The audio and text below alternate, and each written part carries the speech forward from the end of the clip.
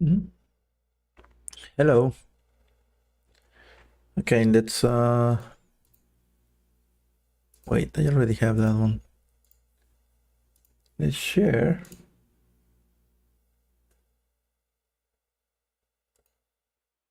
And here we go.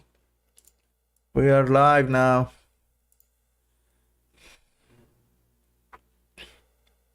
Okay, let me share on LinkedIn. LinkedIn, how do you pronounce LinkedIn? LinkedIn? Such a weird name. Oh well, anyway.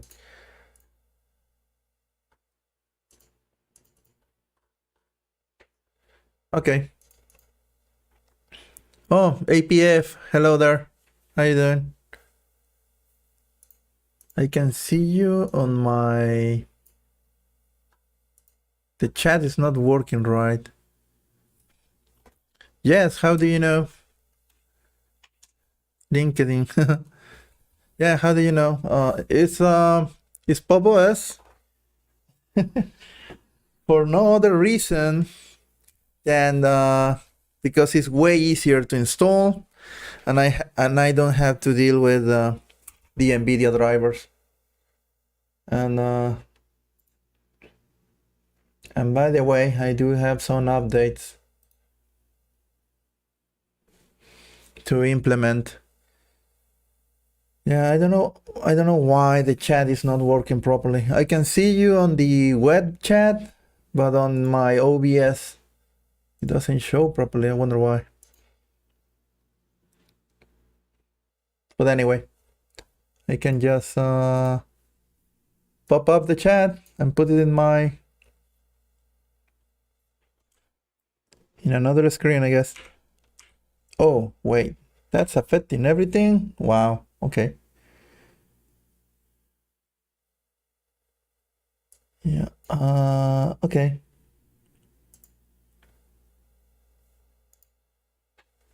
Okay, anyway. I wonder if the Popos shop actually upgrades everything.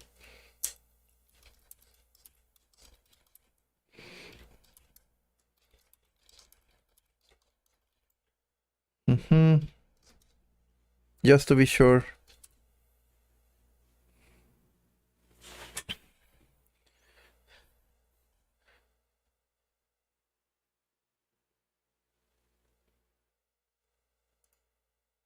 Okay, so well, today I'm going to continue with my learning process here. I created a Git repo for the code that I've been doing, and it's publicly available on GitLab. No.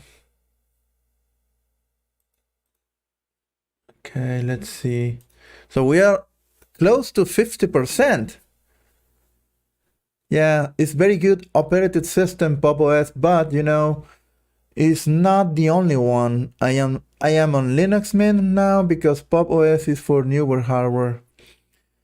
Oh yeah, well, I do have newer hardware. I'm using a gaming laptop that I actually regret buying because I'm not really using it for gaming at all. So yeah.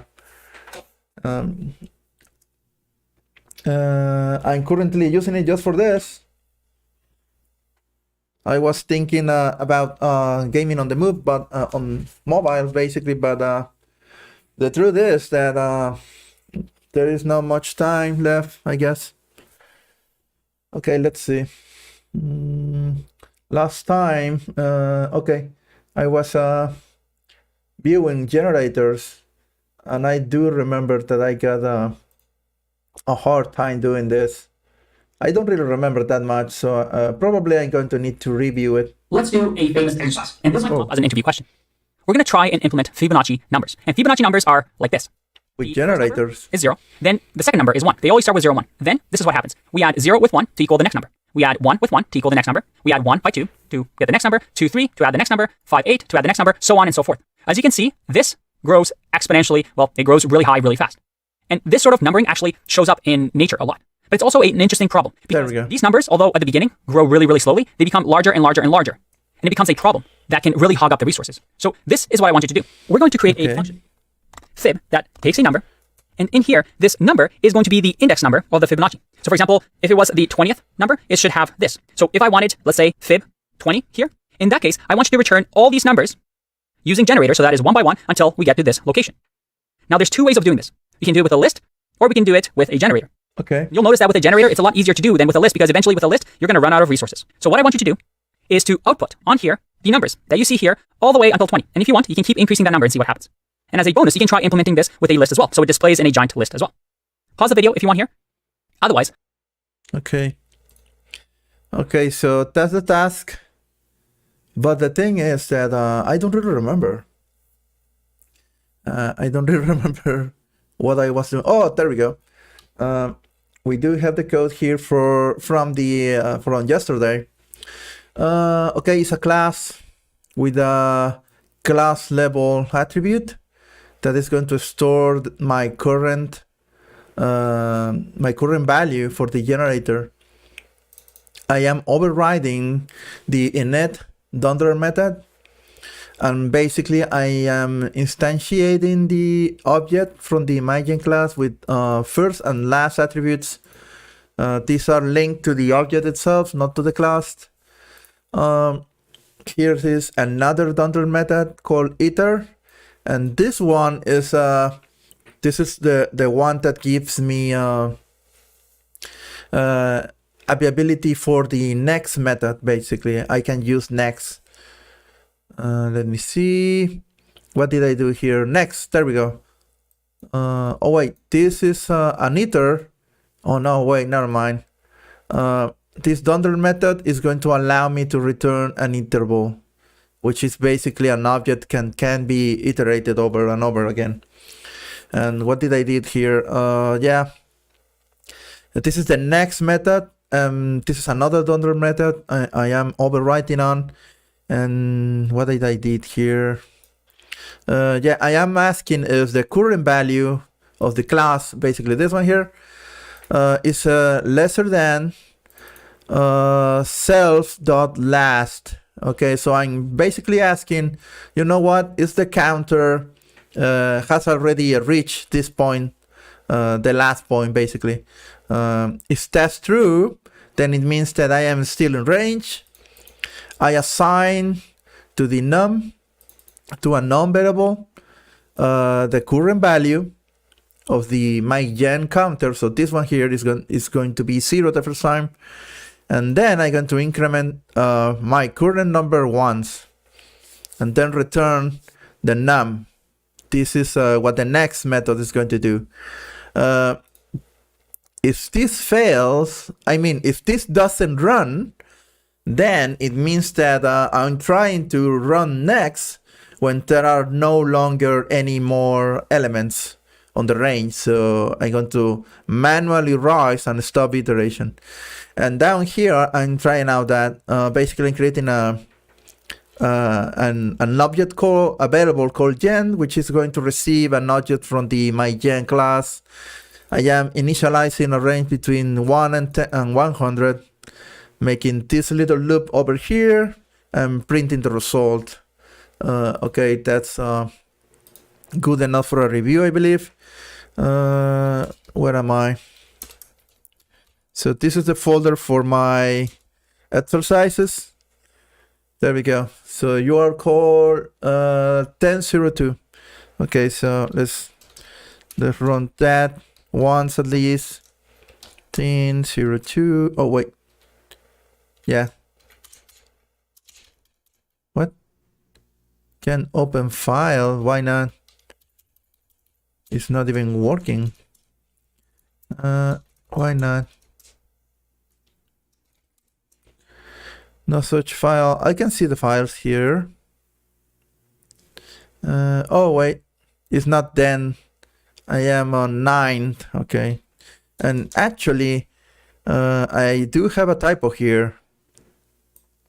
Let's fix that one. Okay, this is, I am on 9. Okay, one of you have a space. Which one is it? 902. This one here. What is the space? Oh, handle an example. There we go. Yeah. Since I'm programming in Python, why not make it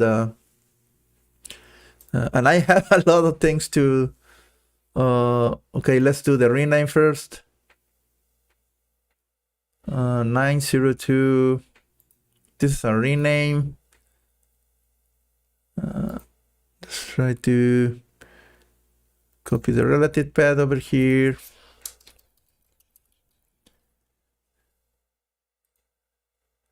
Okay, so what do you do? Okay, this is a new file.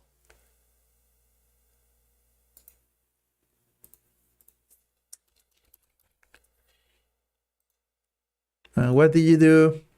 Are you work in progress? No.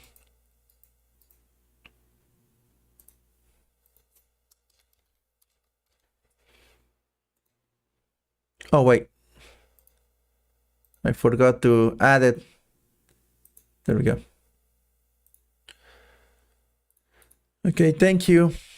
Okay, anyway. There we go. But I may need to... There we go. Now here, Python 3, 10.02. Let's run it. And I'm getting basically a generator that prints out the values from 0 to 99. So basically 100 values anyway.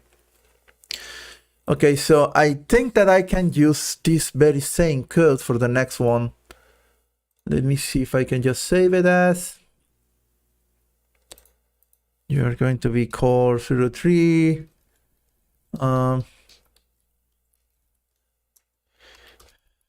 Exercise generator. Oh wait, Fibonacci generator. There we go. So I'm thinking that well, let's change the date time. There we go. I'm thinking that basically this is the this is a blueprint for generators. This is a blueprint for generators anyway. What I could do here is well, first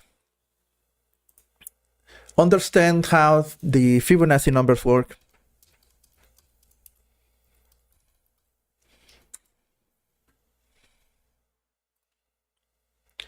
So he mentioned that, oh wait, what? What is this? There we go, Wikipedia. Okay. Okay, don't pass scroll this. This Wednesday, we humbly ask you for your economic help. Okay. Wikipedia's independence, thanks to the 2% of readers who donate. Wikipedia remains open to all. You donate 40 Mexican pesos or whatever you can, Wikipedia could keep thriving. Most people donate because Wikipedia is useful. If Wikipedia has given you 40 Mexican pesos worth of knowledge, take a minute to donate. Show the world that access to reliable, neutral information matters to you. If you are one of our rare donors, you have our gratitude and we warmly thank you. Your donation matters. So basically an entire meal or... Okay. Yeah, not right now. I'm sorry. I don't have a job. I'm sorry. Okay, let's see. In mathematics, let's make this a little bigger. Oh, wow. Okay, this doesn't scale too well. Okay. So it's a sequence of numbers, and the first ones are going to be 0 and 1. And the next one is going to be the sum between the last number and the next one. So 0 plus 1 is going to be it's going to remain like 1. But the previous number now becomes 1. And now If we sum these two on the next iteration, the next number is going to be 2, and the previous number is going to remain as 1. On the next iteration, we have 1 and 2. So if I sum 1 and 2, I'm going to get 3 as the next number. And 2 is going to remain the previous number now.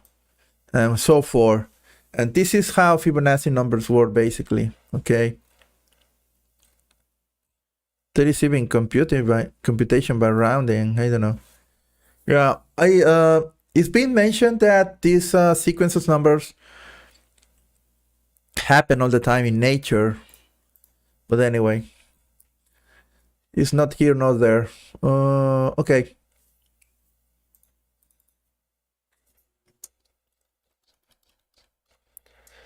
Fibonacci Generator. Actually, you know what? I should use the Control-Shift F2. No. Rename, change all occurrences. Thank you.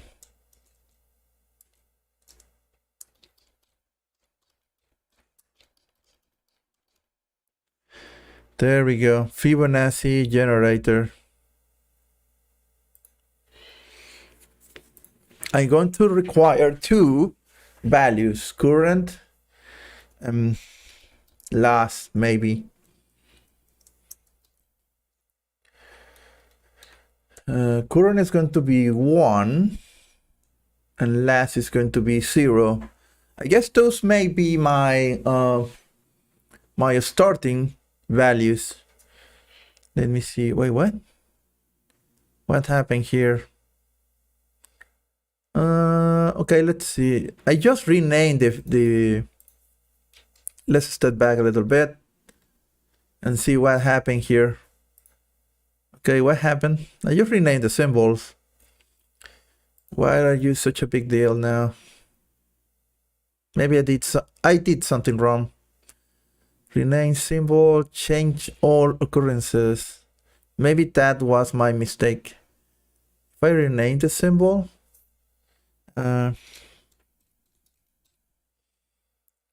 Fibonacci, but this is just going to rename this symbol here. It's not affecting anything else. Enter to rename, shift enter to shift enter to preview. Oh, I get it. Okay. Discard. Okay, so F2 to rename the symbol. Thank you.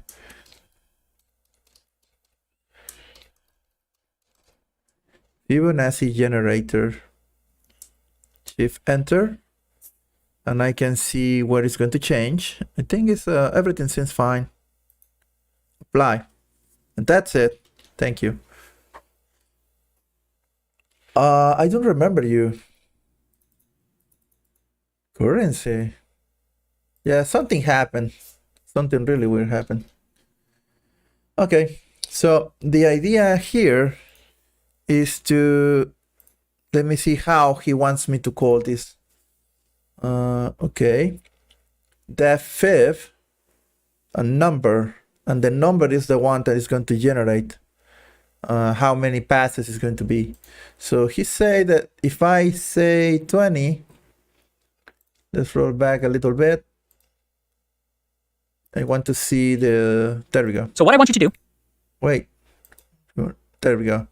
If he says 20, he wants to show the past numbers from 0 up to 6,765. So that's the idea, okay? Okay, so it's going to iterate 20 times, or that's the idea at least. Okay. The sequence can also be extended to negative index n using the rearranged recurrence relation. Okay, I don't understand this. I'm not a mathematician, but I'm not going to try to understand that formula right now. But I do get it that I'm going to be using positive numbers in this time. Okay, so this is going to work just as is. Okay, this is the first and the last, actually, I think that I don't really need to modify too much from here. This is probably one of those exercises that I think that are very complex, but in reality, they are very simple to solve because the solution is simple. And this is where I overthink stuff and begin in a rabbit hole of unnecessary thinking. so I already feeling that. Okay, let's think. I'm going to get a number. Why not? This is a class, but I'm not. No. This is a class, just a class. This is the constructor here. I'm not going to use first and last. I'm going to use just a number. I'm going to use a number. I wonder if I can. This is the number of iterations that I'm going to be doing. Okay.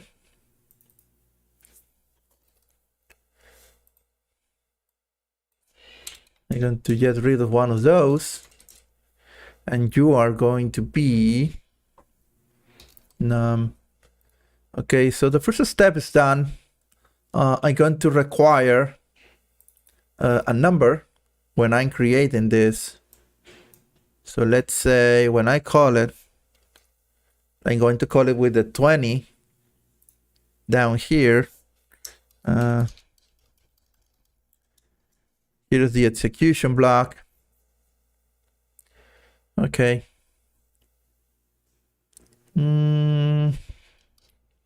Okay, so far so good, I guess. I don't need to modify this one because the only thing that this does is to return the object itself whenever the iter method is called. So I don't need to touch this in any fashion, I think. So on the next method, on this method over here, well, this is not going to work anymore. That's why Pylon is complaining about, because last is an attribute that does not exist anymore. So the one that exists is num. And I think that I can use this part over here just as is, because this if statement is just going to limit how many times am I going to be running this. Okay, so the increment is the thing that is going to change. Okay, in this case, num is going to get, wait a minute. Oh yeah, because I'm using another, now these share the same name. I'm going to change this then. You are going to be called previous.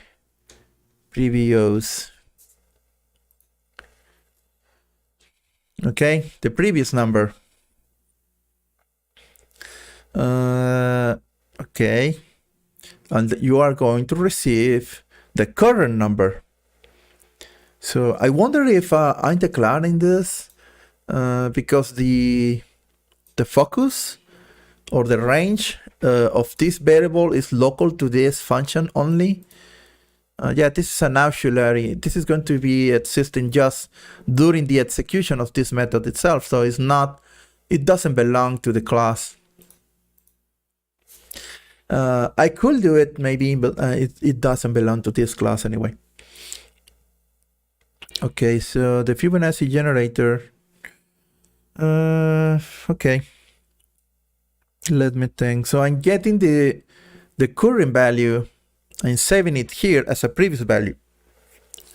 And now the current value is going to be modified, but instead of just implementing, I'm going to return previous down here, basically.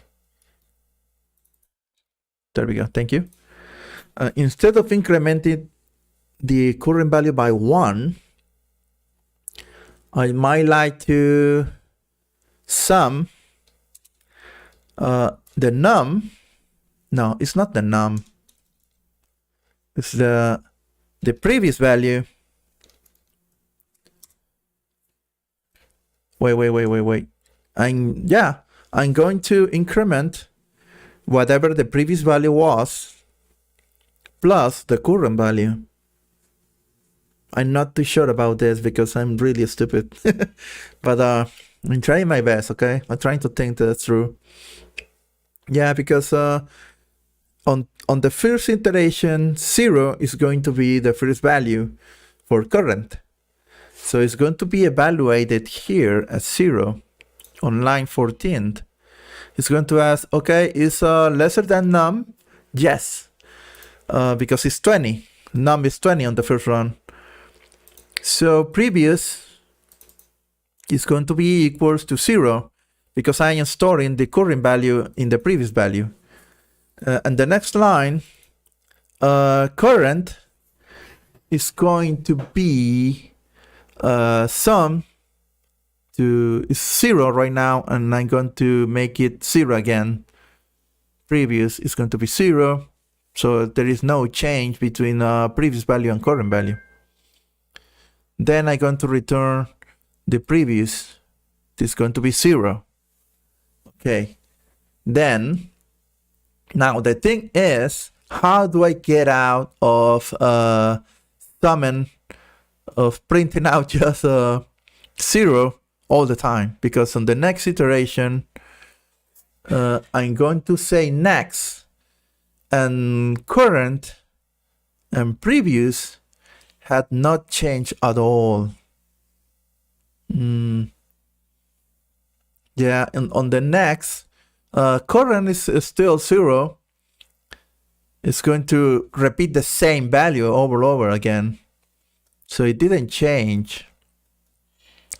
I might like to cheat here, but I wonder if there is a... Well, he mentions in a very specific way that the first two values are going to be 0 and 1. Always. That doesn't change. If I get a 1 over here,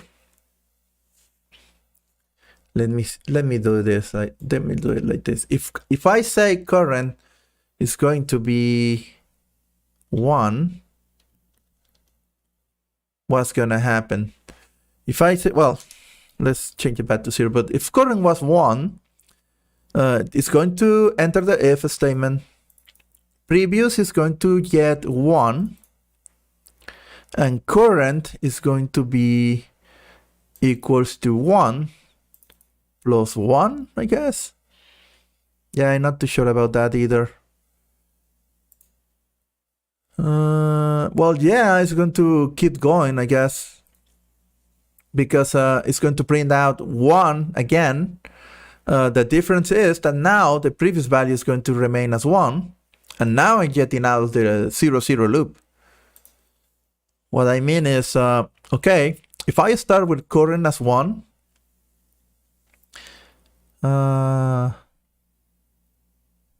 well, actually I might like to cheat here. I might like to cheat. Because I need to return 0 in order to start with 0, you know. Return previous. Okay. What if I just ask, you know what? If I may like to ask if after all of that, you know, current is current. What?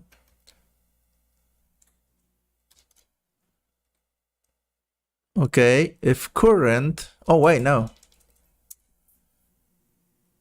If Fibonacci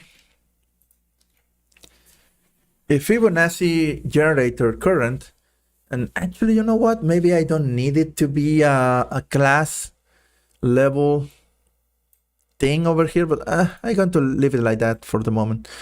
If Fibonacci generator current is equals to previous, no, because it's going to happen more than once, you know, because it's going to happen 0 and 0. No, that's not the evaluation I need. This is not. If after all of that, current is still remaining equals to 0, yeah.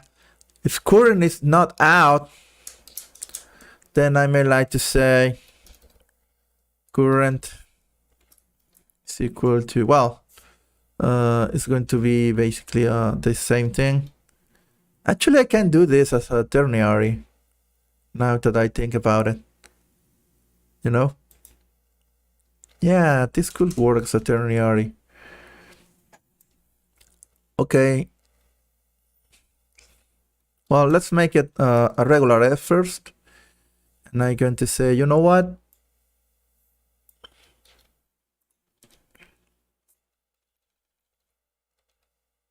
I'm just going to hard code a 1. If Fibonacci generator current is still 0 after all of that, I know I am stuck on a 0-0 loop, basically, because 0 plus 0 is never going to be equals to anything else. But I need to print out the first 0 as part of the Fibonacci number. So I'm going to force a 1. Okay, I'm going to force a 1 and then let it run. So the else for this one is going to be a return previous. Well, yeah, I guess. And what happens here then? Well, it's not an else actually, because this is going to happen just once. I mean, there we go. But okay, yeah. If Fibonacci generator current is equals to 0 at the end of the first run, I'm going to force it to be 1, and then return previous, and that's it basically. Yeah. And then on the next call, current is going to be equals to 1, but the previous value is going to be equals to 0. Okay. And now 1 plus 0 is going to be 1. So I'm going to change that. And when the line 17 reaches, current is no longer equals to 0. Yeah. This evaluation is going to cost me CPU power in a stupid way. Because it's going to evaluate this all over again. But I guess I can think about something to solve this one. But anyway. And that should solve it actually. I wonder if this is going to work. Let's try to run it. I wonder if it's going to run. Let's go to the terminal actually. Okay.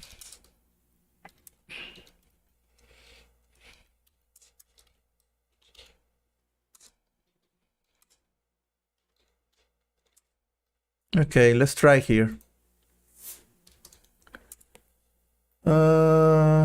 Okay.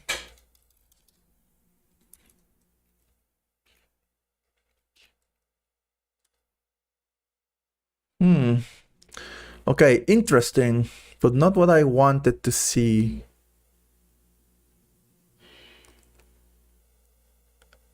Two, 4, 8, 18. Why didn't went all the way through? I think it's actually working up to here. You know? Why is working up to here? Up to 8. If my Fibonacci generator, I gave it at 20. Now that's a little weird. Okay, let's think. Let's give it a 1. Let's see what it does.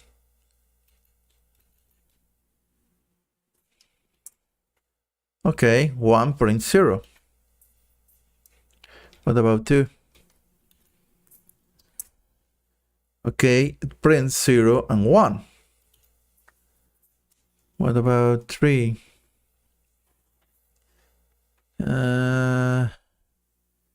Actually, you know what? This is not.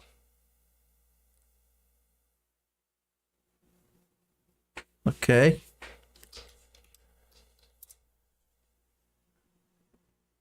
It's giving me 2. But I wonder why it's not working past 1, 2, 3, 4, 5, 6. Okay, let's try 5 first. 5. Oh, wait a minute. Something happened here. Because I'm getting just 0, 1, 2, 3, 4. 1, 1, 2, 3. 1, 2, 3, 4. Why did it skip? Why did it? Okay, let's go to 4. Wait, what? 4 and 2 are giving me the same values. Okay, let's try 4. And now 2. Or 3, I think. Yeah, it's 4. 4. This is 4. It's giving me 3 values. And 3. It's giving me 3 values. This is weird. Why 4 and 3 are giving me 3 values only? Okay, let's think. The for loop is nothing fancy. It's just a for loop iterating over the gen.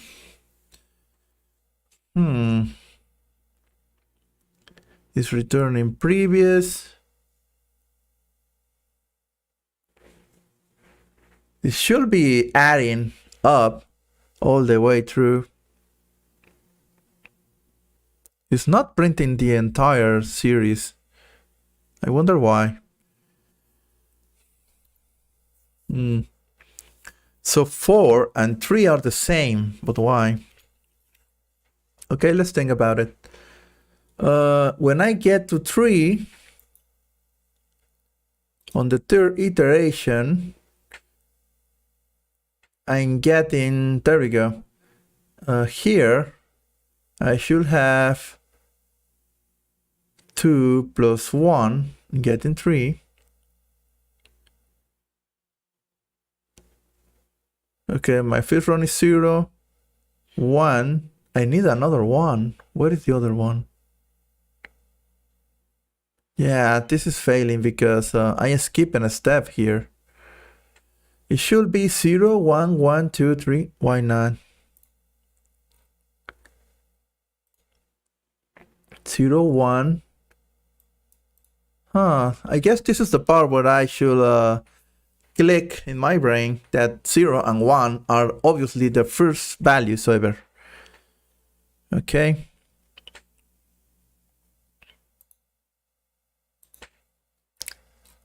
Interesting. So let's think about this. Maybe this is the time where I'm going to move this attribute from a class attribute to an object attribute.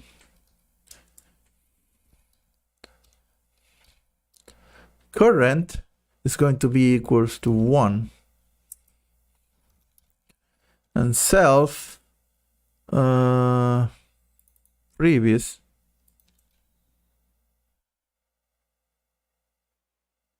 well, I don't really need to say that here, but let's do it anyway. It's going to be equals to 0. Yeah, I think this is going to use memory unnecessarily. I got to delete that one. But the one I need to store is current. That's okay. And you are going to be 1.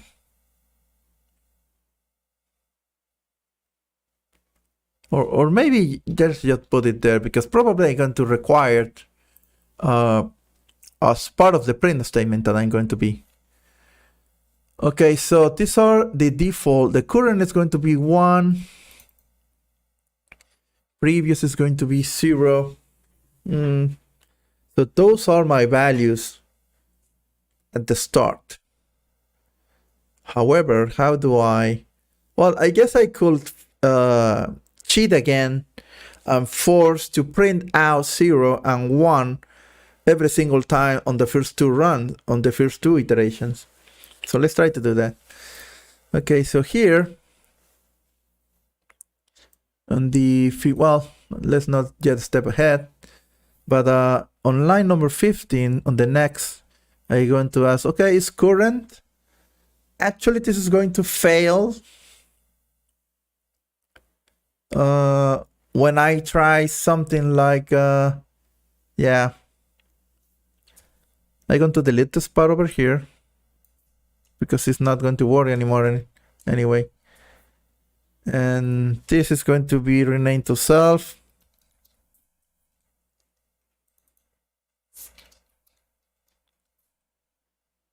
Previous requires is a self. Yeah, it's going to be self here because I made it an attribute. Probably this is unnecessary, but I'm going to refer to that later. Okay, let's try an idea here. Wait, what? Oh yeah, because you're not you're no longer a class attribute. You are an object attribute. Okay. If self current is lesser than num, let's say,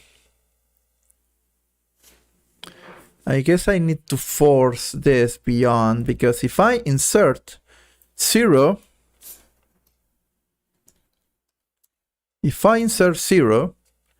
then num is going to be 0. So we should not print anything. That's okay, I guess. Okay.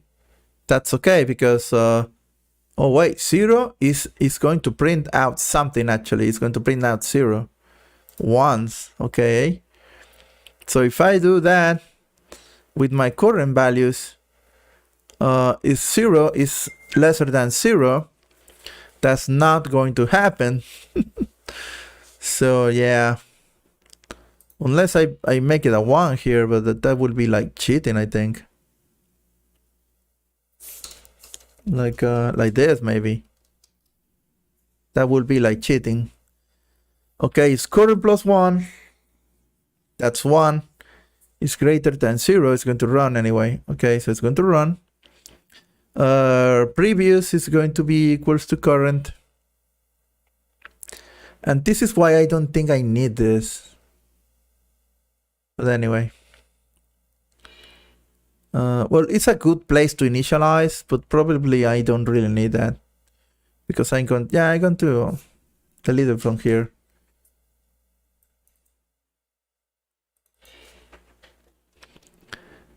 Yeah, because previous doesn't really need that. Because it's going to exist only in the confines of this function over here. So I don't really need it. So what else? Is self.current plus 1. And I'm forcing the if, obviously. I want it to work for the first two elements. Okay.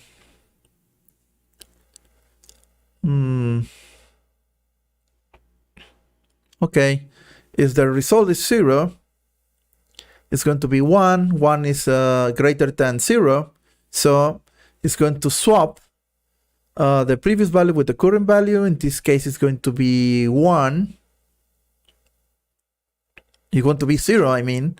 So it's going to swap basically. Well, not swapping, but it's going to store in previous the current value. In this case, it's going to be 0. And this is where I return to the 0, 0 loop. Current is going to be incremented with previous, and I return previous, and that's it. But I'm not going to be exiting current in anytime soon. Okay. Unless I make a fourth iteration. For example, here, after the return, I could ask, okay, else, and I may like to ask, okay, elif, maybe it's an elif here? Yeah, it's an elif. There we go. Okay, elif, and I may like to say, okay, oh wait, I need the condition. I may like to ask if self that current is equals to 0,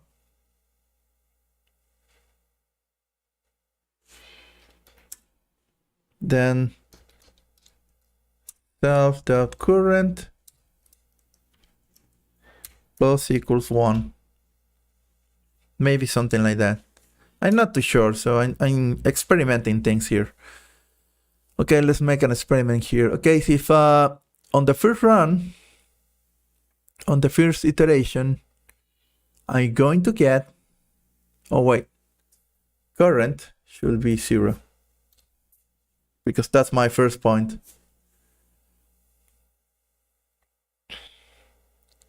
Okay, so the first time, if I choose 0 as my num, I should be printing out 0.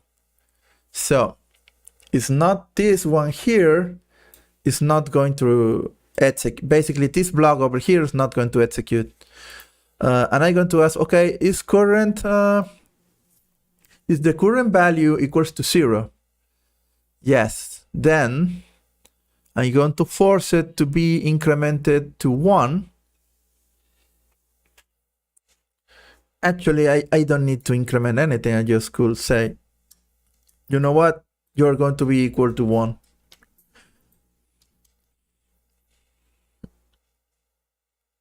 Okay. And then what? Okay, so the current value is 1, but I may like to return the previous value.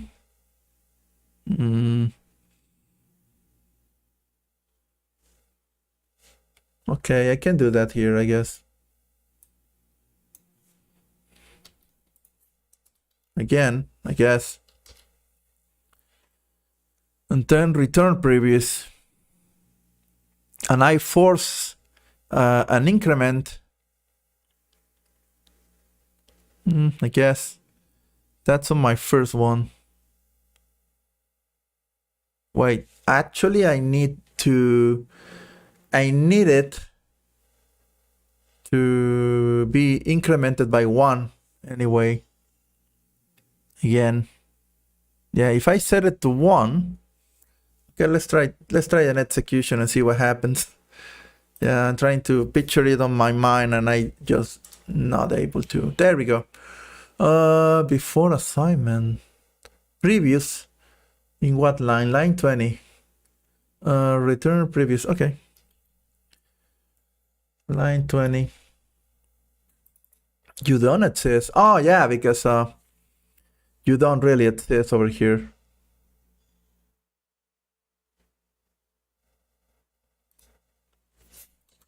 Okay, let's change this first. Well, no, let's set it like that. Previous. Well, we could basically copy this one here. Well, actually, well, I can refactor this, but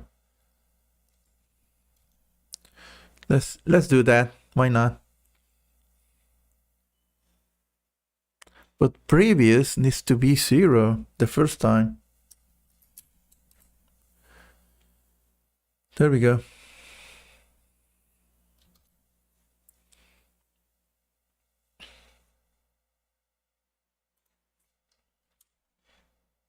Okay, so it's printing 0. Because I'm forcing it. Okay, so it works now because I'm basically hard coding the behavior. The thing is that he specifically, he was very specific. He said the first two values always are 0 and 1, no matter what. So, okay, let's try with making it print 1.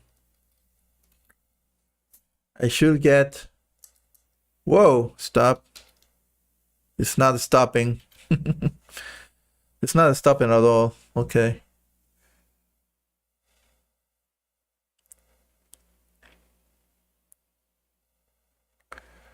Okay, so previous is 0 all the time.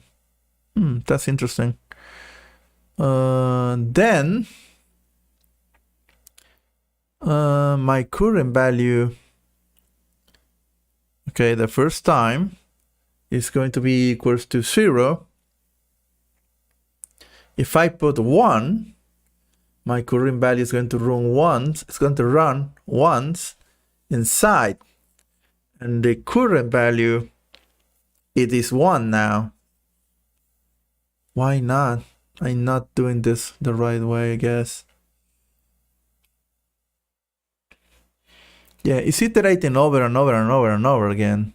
Why? Okay, I set current to 1. Okay, and I return previous as 0. Okay, but current has changed. Why is it printing 0? Okay, let's go back again. Self num is equal to 1. Ah, that's why. Because if self num is 1, that's not greater than yeah, and previous cannot be. Okay, so this is where I actually need to increment this thing. If I increment this thing instead of just blindly setting it to 1, because this is not going to execute correctly. Maybe I can just change this. Maybe I can just change this, like, I wonder if this is valid? No. Is this legal? Yes. If self current is lesser than or equals to the number, which is going to look a little bit weird. Maybe I'm going to get more values, but at least I'm going to ensure that the second time I get inside, and now that's why it wasn't running all the time, because sometimes the previous number and the next number are the same. So that's why it wasn't really running every single time, maybe. It happened once here,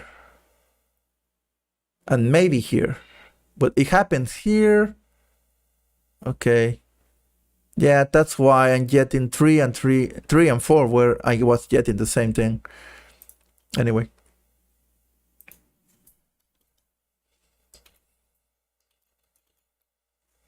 Okay, so let's save this. I wonder if this is going to work, but let's try it out.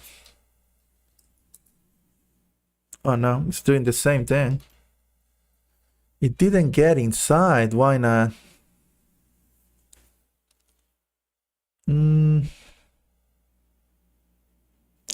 Oh wait. What am I returning? Am I not supposed to just yield? Yeah, I'm not supposed to return this, am I? I do remember yield. It's under the hood. There we go. I don't see the yield one.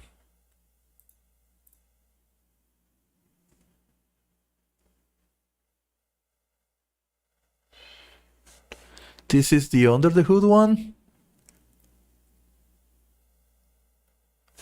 Wait a minute. I'm doing something better around here. Loop through my generator and print I from 0 all the way to 99. Again, if we go back to our example here, and I know this is a little hard to look at it at first, but all I did was say I want an if function to have the option of first and last, and I'm going to want to be able to iterate through this object that I'm going to create, and I also want to be able to use the next, which for loop, if you remember from our previous example, needs. So I'm going to say for item in gen, just loop through it. I'm able to loop through it because this is now an iterator, and I'm able to use the next value on it because I allow us to loop and constantly increase by 1 until we keep returning the number until my gen.current becomes 100. And 100 is not less than 100, which is self.last, so it's going to raise a stop iteration. The for loop automatically catches that, so it doesn't error out, and it stops looping. That's how things work underneath the hood with range. Now, you don't need to know this. You're not going to be asked in your day-to-day. So I can just do times 2 if I wanted to, click run, and there you go. Our special for loop just multiplied our list by 2. It's not in this video then. Okay, I can't see you, but I know what you're feeling. There we go. You're thinking generators are useless. You keep saying that they're fast and performant, but I don't really get it. This yield keyword and this next, and honestly, it just doesn't make sense. Let me convince you of their true power. I'm going to select all of these and just delete them because I want to go back to an example that we've used before. Remember when we created the decorator performance in our decorator section? All right, this massive list finally finished being entered in memory. But remember our key terms. Remember how I said a list is an iterable? What was an iterable? Well, an iterable is any object in Python which we're able to use many items, but instead of returning like we would in a regular function, we're going to use a keyword called yield. And here, we're going to yield the I, so the item. So notice the difference here. Now, if we want, just like here, we can pass a number like this, but instead of returning and appending this list and creating all this data, we're going to use yield. Now, what does yield do? You see, yield pauses the function and comes back to it when we do something to it, which is called next, something that we'll cover shortly. So yield says, hey, pause the function, just yield I, give I, and when you tell me to keep going again, then I'll keep going. So how can we do this? Well, I can say for item in the generator function, I'm going to print the item. Now here, what's going to happen is we're going to loop over the generator function, and we'll give it to the generator function, let's say 1,000 for now. And we're going to print each item. In the generator function, because this is an iterable, it's going to run, and it's going to loop. And for every item in this number, so that is range, we're going to yield Y. So it's going to keep looping and looping. And when we come back, when we loop over, we're going to run this, and the yield comes back and runs again. Let me show you what I mean. I'm going to comment this out as well, and just click run here. Did you see that? What we just did here is similar to down here, but instead of having to create that list in memory, it just kept going one by one. We only held one item in memory. Okay. And we used it however we wanted to.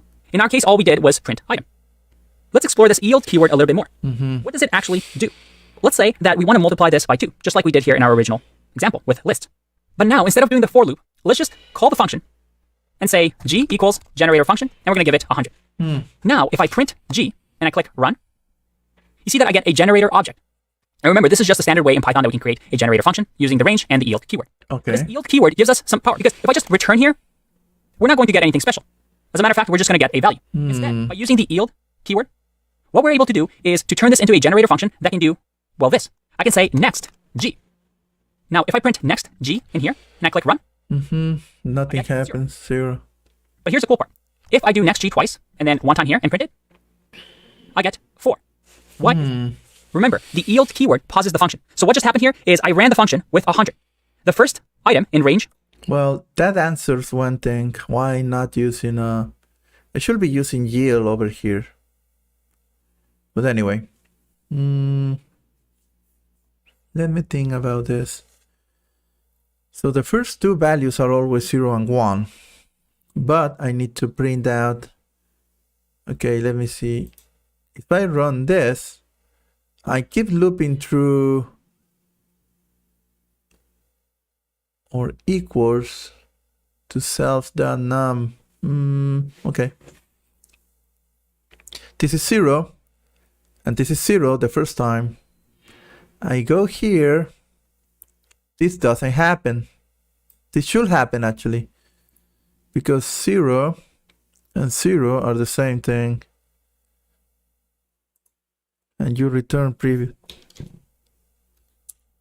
Well, this keeps going and going. If I call it with 1, What happens if I call it with 0?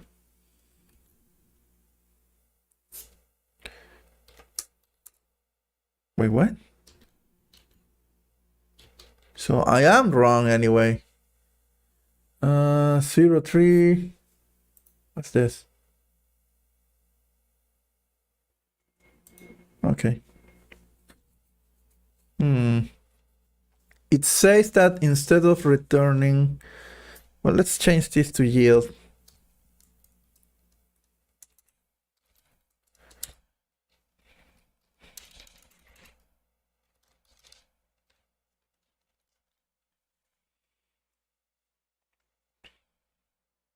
So, okay, let's think about this clearly. Okay, I'm going to ask, should I keep, well, the previous value is going to exist very briefly, so it doesn't really matter.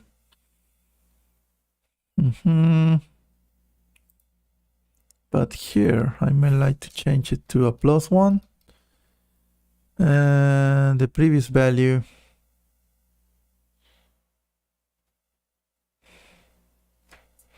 before that happens, I may like to do this as the first thing that happens on the else block. So 0 is going to be assigned to previous. Current is going to be incremented by 1.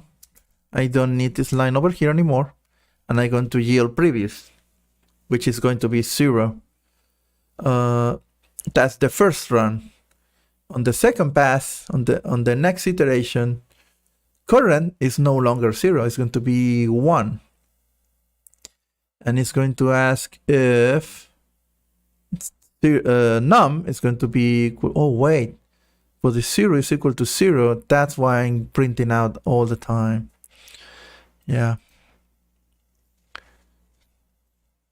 Now I am incrementing. So current is no longer going to keep repeating itself that way. It's going to be the first 2 times maybe. Let's see. If num is going to be 0 and current is going to be 1. So this is not going to happen. Well, if I'm 0 here and 0 over here, and I am asking, you know what, if this is lesser than or equals to 0, then previous is going to be, that's why it's cycling, because it's never getting into the aleph. There we go. Let's not force that again. If source current is lesser than 0, is 0 lesser than 0? No. Then I go here. Well, do I need to evaluate something else? No. Not really.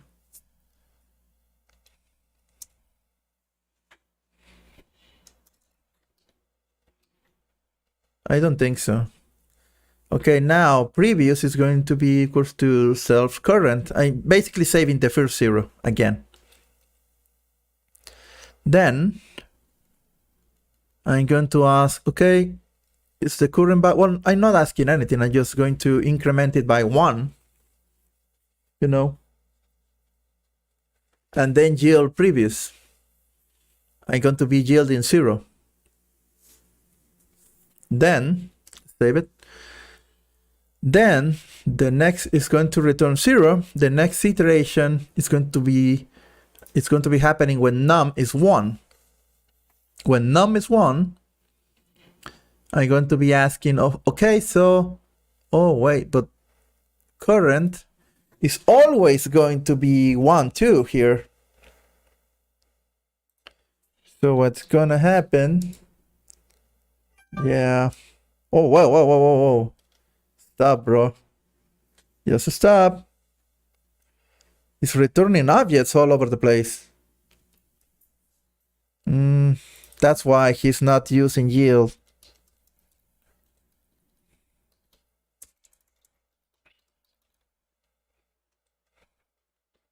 Because yield is returning an object. So it's printing I. An I is an object. That's why he's using return. Okay, never mind. Let's try again. But those were different addresses, so which means that I'm getting different things here. Okay, stop. Okay, I'm getting somewhere, but whoa, what the hell happened here? I cannot even see where is that coming from. Whoa, look at that. Less than a second, and I got up until 6,000. This is not okay. It's going on from one by one. Okay, so it's stuck. This thing is stuck at this over here. It's doing this over and over. Okay, so maybe I should cheat before all of this happens. Probably. Because yeah, that could be it.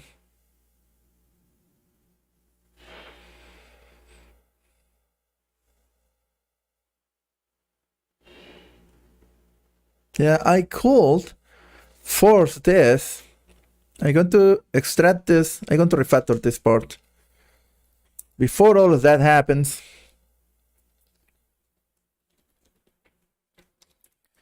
if self.current is lesser than what are the numbers?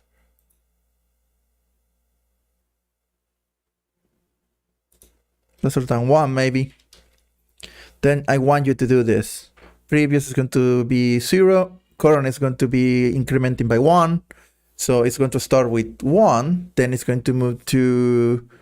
It's going to start with 0. Then it's going to move to 1. And then I'm going to return all of this.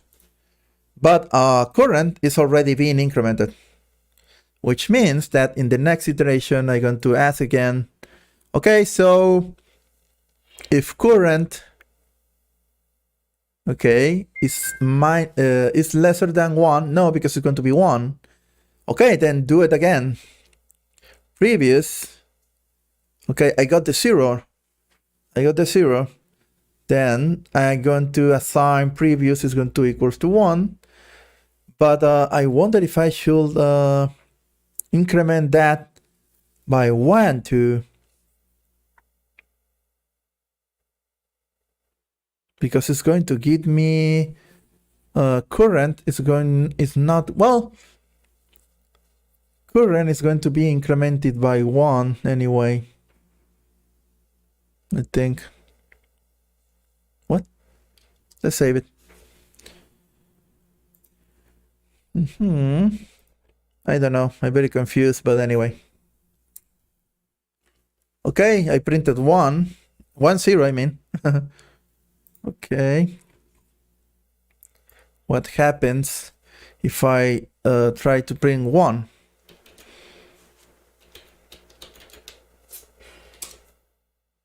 I am stuck now. If I print 1, I'm going to... If num is 1, oh, that's the thing. This self-current is not going off. Okay, self-current 0 is a start of 0. Then previous self-current. Self.current is going to be incremented by 1. I return previous. Current now is going to be equals to 1. On the next iteration, 1 is lesser than 1? No, it's the same. Okay, so I repeat the same thing, but current is equal to 1. I assign it to previous. And then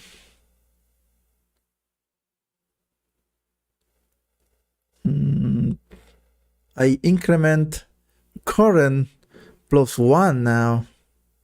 So it should be 2. 2 is greater than 1. Oh, wait.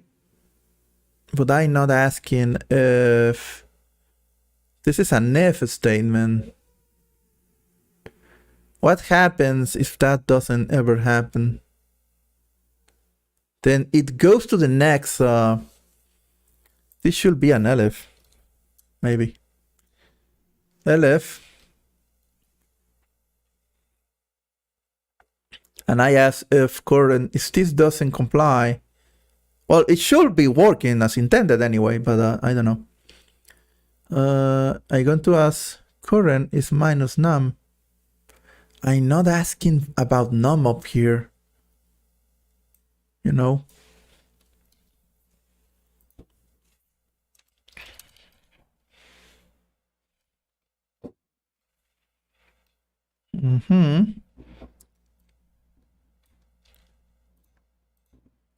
So these two need to evaluate a true. I guess this should be going first here.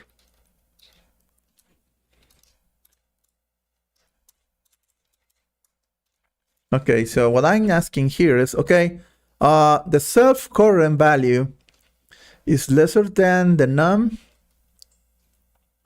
I evaluate in, okay, no. Okay, then he doesn't even care about this part anymore. He goes down here. And he's asking, okay, self-current, which is 0, is lesser than the num. 0, no. Then it rises a stop iteration. It's not even going to run, I think. Okay, let's try. Well, let's try with 0.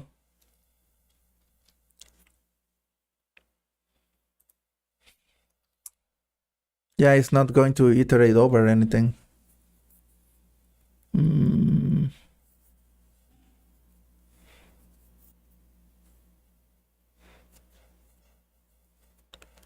The first two things are always 0 and 1.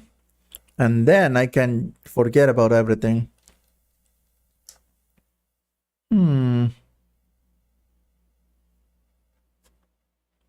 Yeah, maybe I'm overthinking this as I predicted. What happens if I put here 1? Okay, I get my 0 because I'm never going to get out of here. Well, I did get out of there with 2. 0 and 1 is not printing out because I don't have a specific thing here. Because this is not going to work unless I do this, maybe. That should include the 1. There we go. That's including the 1 now. Oh my god, did I do that? What, 0? Yeah, it's never going to. And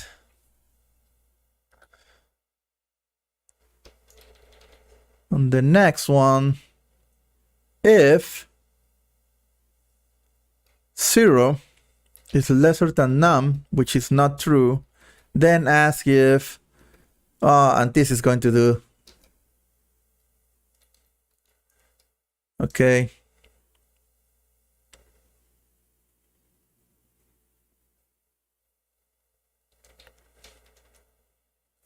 Okay.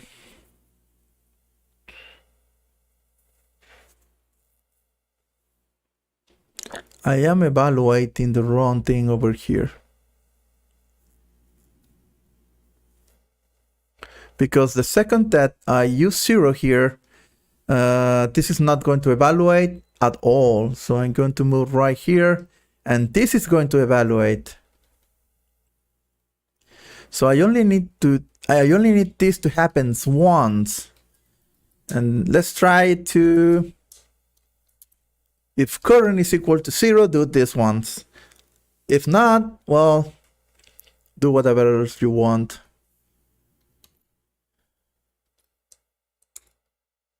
And there we go.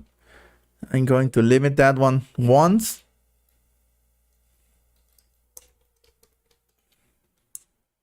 That's one. And I think I got it. Let's try 20. 20 not working properly. Again. Why not?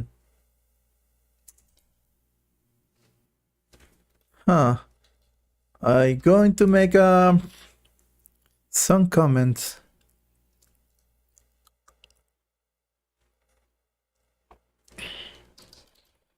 Let's print out some things. For example, the self value. Current. Current is going to be equals to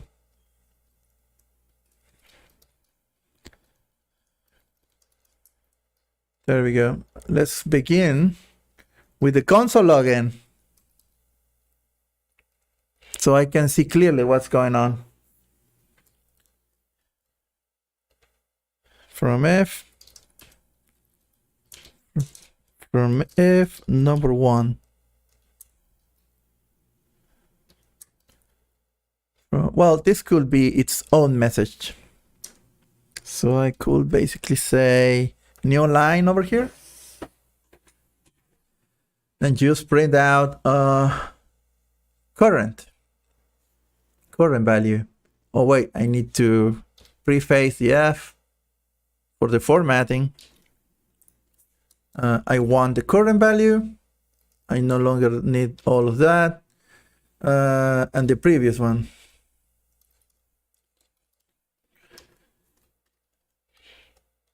Oh wait, it's going to be easier to just copy paste it.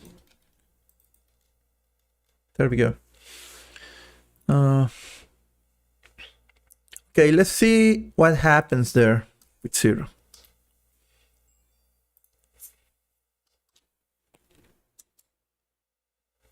From if number 1, current is equal to 1, previous is equals to 0.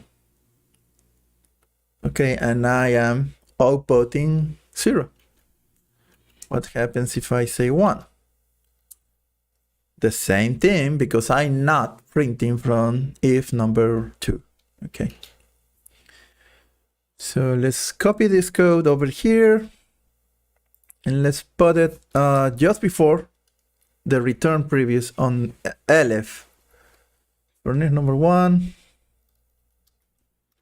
Maybe I don't need to number them.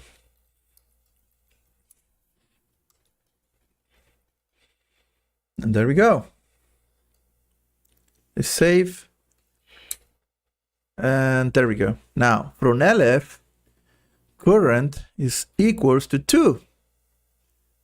And previous is equals to 1. And that's what I'm outputting. If I choose 3, according to the Fibonacci series, I should get 0, 0, and 1.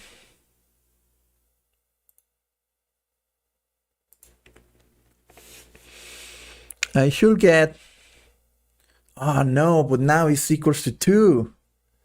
That's what I'm doing wrong. Current is equal to 1, just once. This is going to happen once. And that's it. Okay, let's try 2.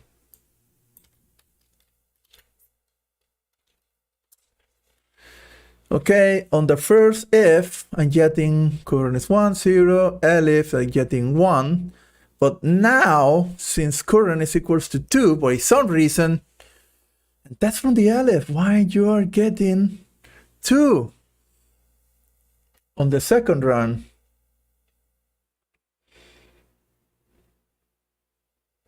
I can't even output the formula here. Well, obviously it's equals to current, but I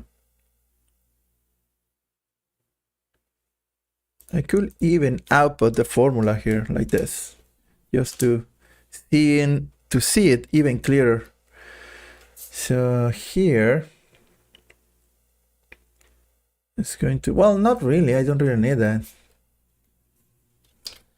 because current is going to be equals to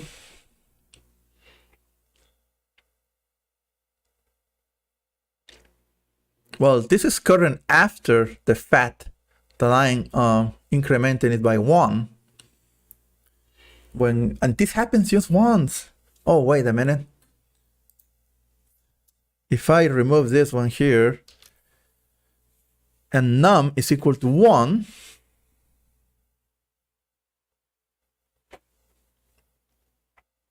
then when current is equals to 1, actually, I don't need current being equals to 0. I need to be lesser than 1. And I can remove this equal over here to avoid stopping at 1. I'm just asking if current is lesser than 1. So when it rises to something else, but the thing is, it's not going to work, because this is the reason why I'm getting current equals to 2. So maybe this. So whenever you change, well, it's the same thing basically. I'm not changing the logic, but I remove the one thing down there. So the moment that current is no longer equals to 0, it's going to jump straight there. It's going to ask, okay, is current lesser than self num? No, it's not. That's why I inserted the equals in the first place. So I'm going to get it back to what it was. So if self current is equals to 0, do this once, incremented it once. I don't know why it's getting 2.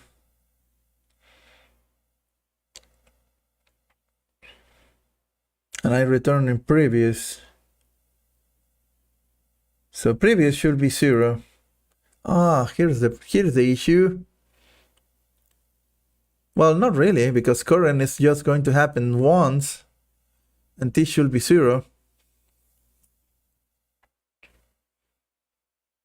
Unless I cheat again and I ask if current is equals to 1. I don't know, it looks weird. After going outside of the ones, I guess I should be okay. But now I'm asking here, if 1 is lesser than 1, and that's not the case.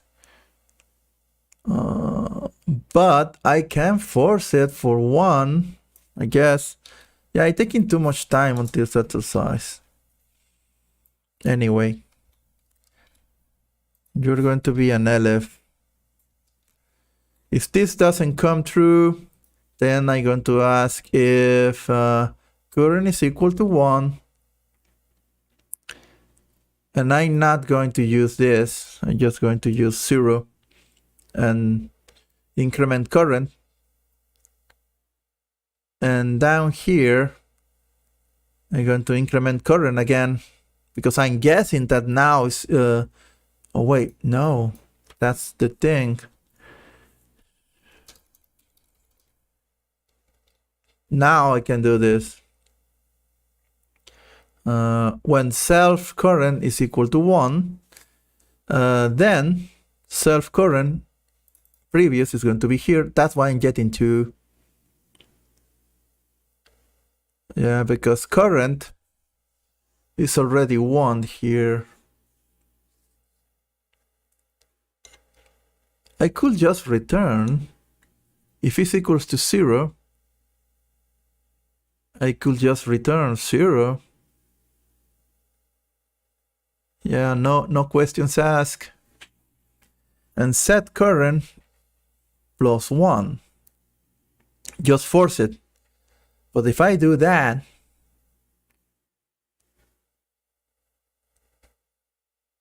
On the next one, I already on 1.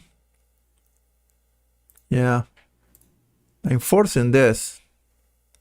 On the next one, I should get 1. Yes, I'm getting that. But the sum is screwing me up. Because I need to get 1 again. 0 and 1. The first value is 0. The next value needs to be 1. After that, I can just loop over. There we go. Okay, previous is equals to 0. And current is equals to 0 again, I guess. No, I need to move this away from the 0 in order to basically get out of this. And I get to 1. When I get to 1, my self.current needs to be assigned to previous. So previous is equals to 1. And then self.current plus equals previous. How much is current equals 1, obviously. Okay, so previous is going to be, current is going to get to 2 on this run, which is not a good idea actually, because I need a 1. Oh. Well, this is where I guess I'm going to be forcing it. I'm going to force my hand. Yeah, let's forget about if self-current is equal to 0, previous is equal to 0, and I'm going to return that. And current is going to be equals to 1 here. I could just do this because current is 0. And when current is equals to 1, previous is going to be equals to 0 again. No, it's going to be equals to 1. Yeah. Yeah, I am saving previous right now from current, which is 1. But I need to return 1. I'm going to sum it up. But I'm going to return, well, here I can basically return 0 the first time anyway. So I don't really need previous anymore. And I'm returning 1. I'm hard coding the first 2 values. And I don't really need previous anymore because I'm not even using it. But I'm setting off the values by hard coding them.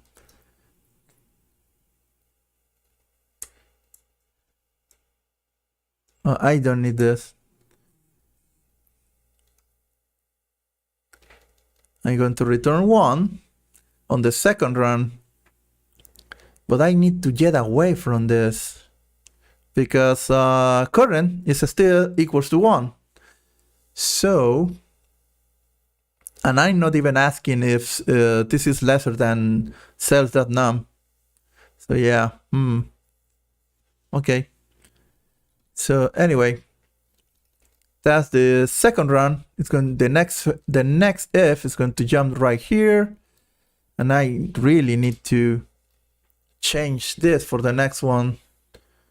Current is going to be equals to what? Should I incremented it? No. But I need a way to know. Well, the first one, the current number is 0. Then the current number becomes 1. And here I return 1 again. But maybe I don't need to modify current. I just need to set it on the next if. So I'm going to return 1. And those are the hard-coded ones. I don't even need to interact with anything else.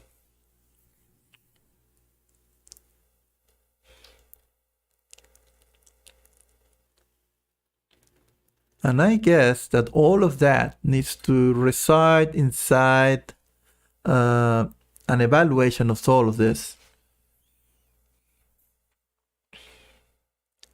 What I mean is this condition here is going to be valid for all of that. So probably it needs to go up here somewhere. It's going to ask, okay, is self-current, so 0, is lesser than num? Well, now let's not do that first. I had the first two values here. Wait, there we go. Did I? Oh no. There we go.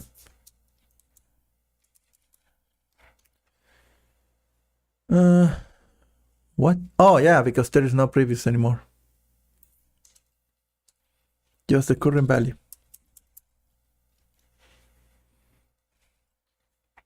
The same, no previous. So I am hard coding the first two options. What else? And I'm not even asking if it's not going to evaluate if current is lesser than the number.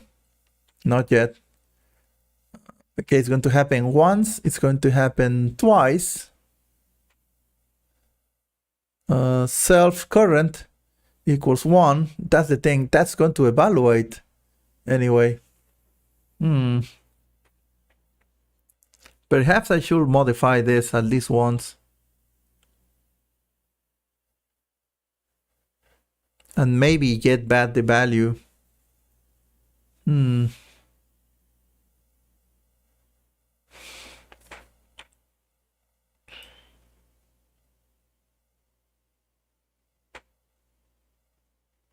Yeah, if the value 0, it's going to run once at least, and it's going to return 0. That's it. The next one, I need it to return 1 all the way. But I need to change the current value so this doesn't trigger again. But I don't want it to be 2. Well, let's set it like this. Okay, so if I incremented it by 1 again, so it's going to be 2.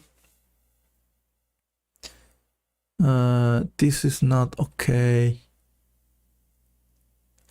Perhaps I actually could save myself from suffering if I actually create the self previous value.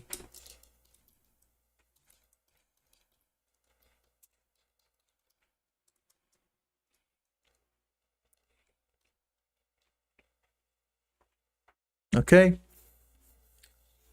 Okay, so the current and the previous values are the same, and I'm going to be saving them, and I'm going to be able to access this value from everywhere.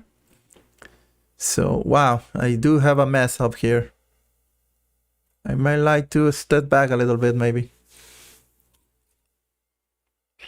I wonder if I have access to this. There we go. Let's reset. So basically, all of that thinking is going away in right now.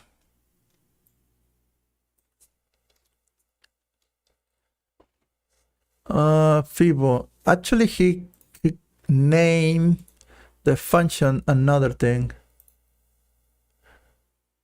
With a list, you're going to run out of resources. Now in here. Okay, there we go. So fifth and number. Okay.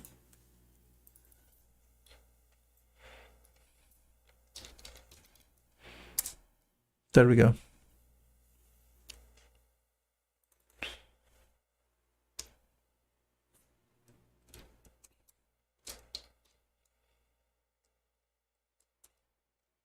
Wait. Oh, he's defining a function. It's a function. It's not even a class. We're going to use the range generator to loop. Exponentially, well, it grows really high, really fast. And this sort of numbering actually shows up in nature a lot, but it's Fibonacci. So for example, if it was the 20th, so that is 1 by 1 until we get to this location, increasing that number and see what happens. And as a bonus, you can try implementing this with a list as well. So we get to this location. Now there's two ways of doing this. We can do it with a list, or we can do it with a generator. And you'll notice that with a generator, it's a lot easier to do than with a list, because eventually with a list, you're going to run out of resources. Oh, he's asking me to do a function. I'm building the We're gonna entire try and thing. implement Fibonacci numbers. And Fibonacci numbers are like this. The first number is 0, then the second number is 1. They always start with 0, 1. Then this is what happens. We add 0 with 1 to equal the next number. We add 1 with 1 to equal the next number. We add 1 by 2 to get the next number, 2, 3 to add the next number, 5, 8 to add the next number, so on and so forth. As you can see, this grows exponentially. Well, it grows really high, really fast. And this sort of numbering actually shows up in nature a lot. But it's also an interesting problem, because these numbers, although at the beginning grow really, really slowly, they become larger and larger and larger. And it becomes a problem that can really hog up the resources. So this is what I want you to do. We're going to create a function. A function. That takes a number.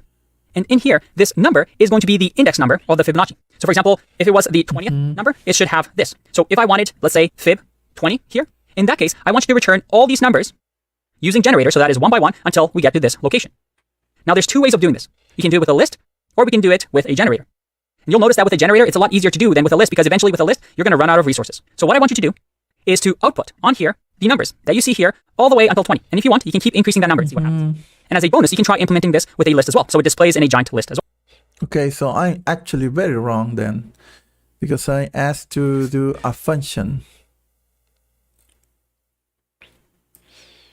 Okay, let's forget about all of this.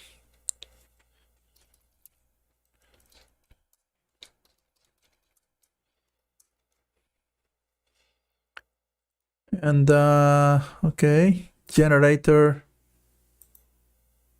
Well, actually, I'm just going to call the function.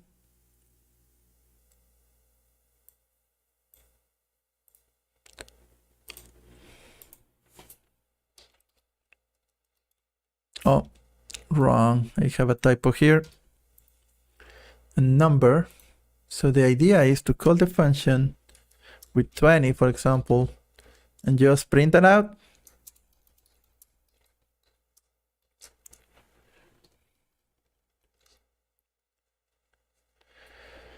What's going on? Oh yeah, because yeah, I haven't defined anything. There we go. Okay, so the idea is to create a function that runs the Fibonacci number, and he wants me to use generators. Maybe I should not create my own generator, because that proves to, I'm really bad at thinking. But anyway. So, okay.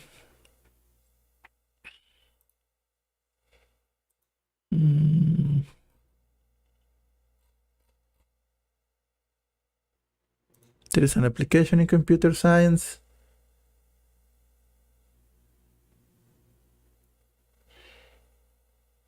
Okay.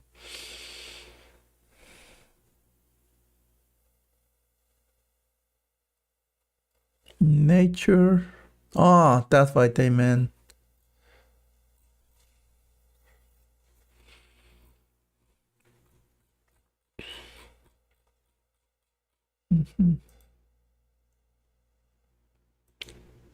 I wonder if this is a recursive function. I hope not, because he mentions that it can be done with a generator.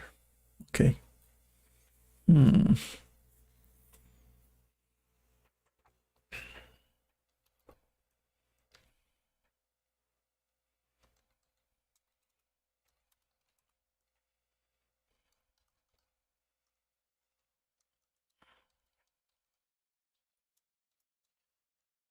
Okay, so it's going to cycle 20 times if I tell him to, if I tell it to run 20 times, I'm going to loop 20 times for this one.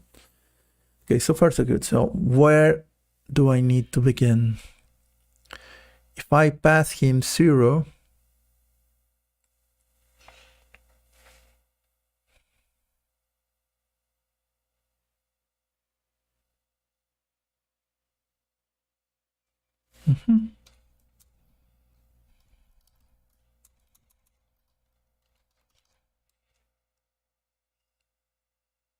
wait, with a list, or he wants me maybe a yield.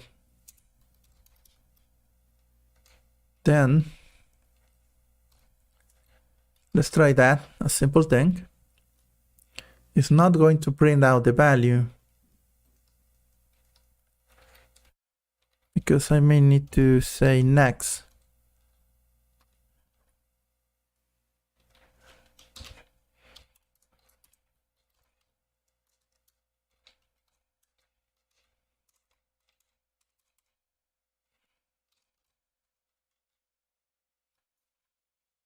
Maybe this.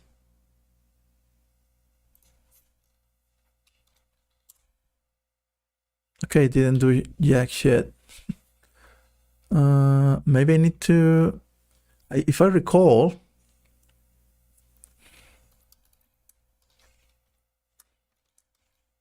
maybe I need to print it like that. There we go. Okay.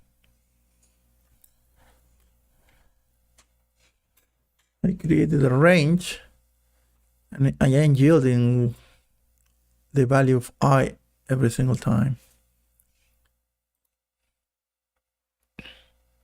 This is my example. Oh, because I'm yielding the first value, I guess.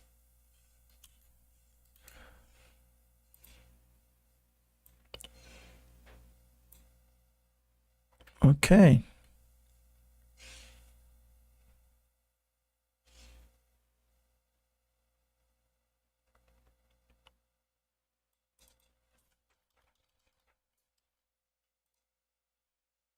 Yeah, if I do that, no, but he's hoping for me to get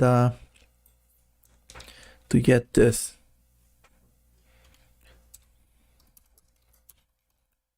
I equals 20. It's a different I, obviously. That's why it's called I. Well, it's not going to be, it's outside the scope of the function, so it's a different, this is global and this is local. So it's not going to be an issue, I think. Okay. Well, here it's going to be an issue, I guess. Maybe. How do you... Oh no, you're just printing out.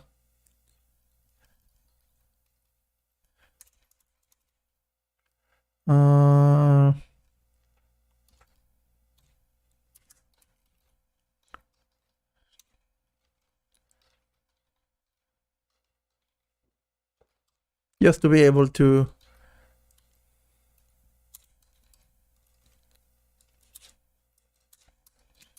There we go. Now I'm going to print the next values of the I. Oh wait, no.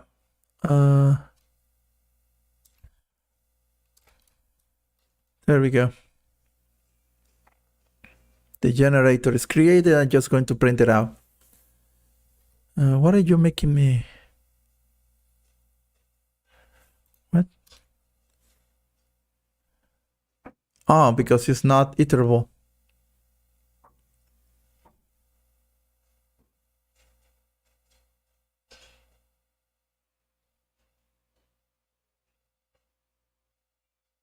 Okay. 20.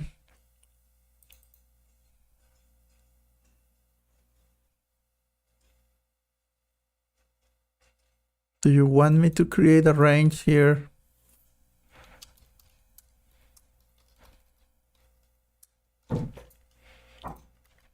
There we go. Now you are going to loop 20 times, I think. I hope.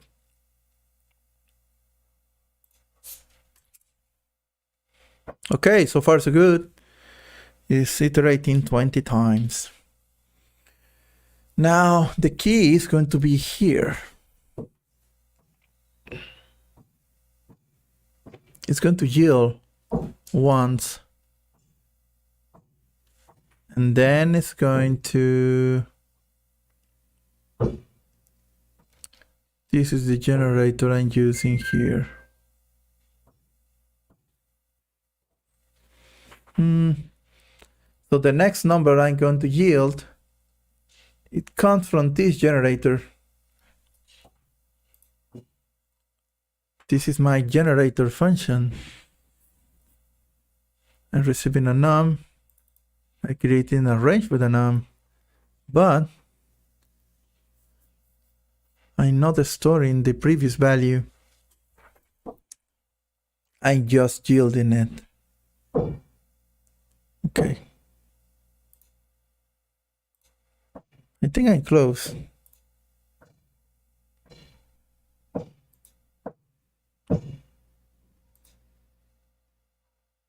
Yeah, it's pretty much the same code. But I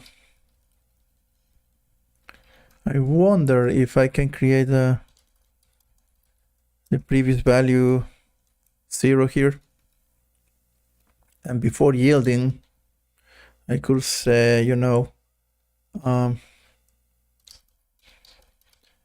the previous value is going to be plus equals I. So I am storing back the previous value in here, and then I just yield in I. Now I should yield the previous value.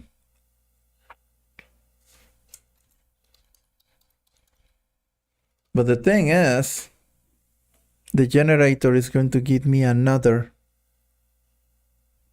Oh, no. The range generator is only managing how many times I'm going to repeat this thing.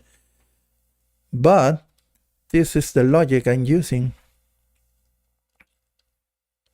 Plus equals, and since the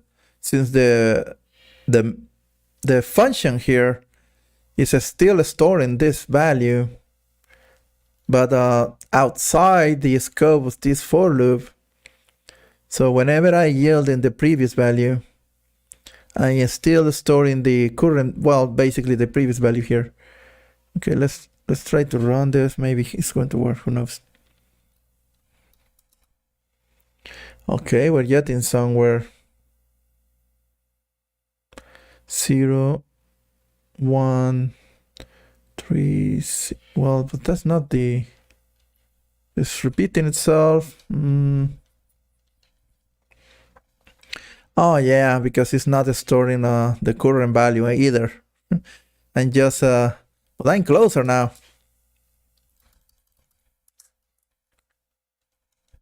So current value is going to be equals to 0, and I'm not going to yield. Well, I could yield previous. Let's see how it works. Previous value is going to be equals to, and here's when I am overthinking it again. Current value is I. Now I'm just using that. There we go.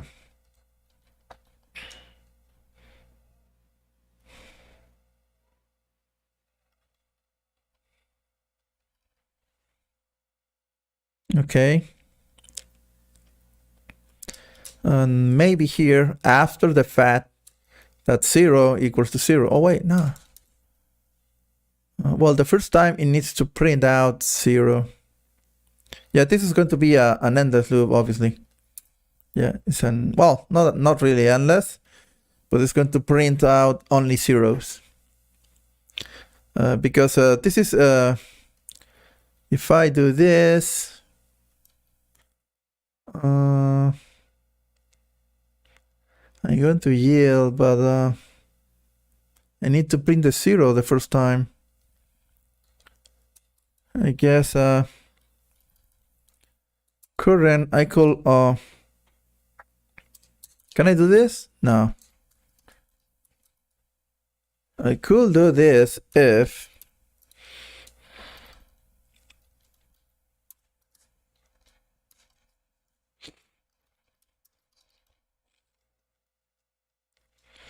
with a ternary, I could say, you know what? If current is still equals to 0, make it +1. Okay. At least that's going to allow me to get out of the zero loop. Okay. 0, 1, 2, 3, 4, 5. It's looping through again. Oh,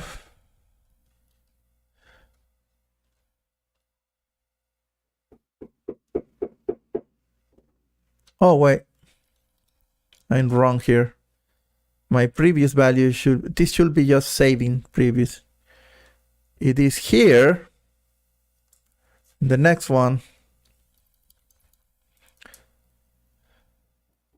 The previous value is the current value, and now I do this. I save in the current value and the previous, and then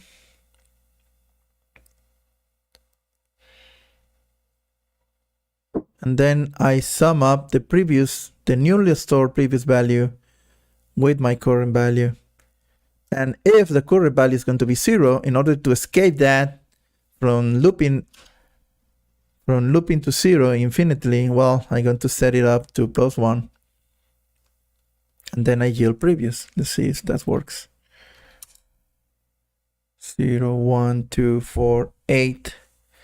Yeah, it seems to be working, but the second run, the second time, yeah,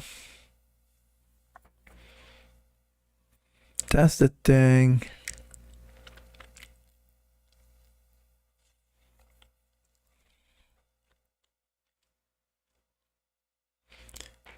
Okay.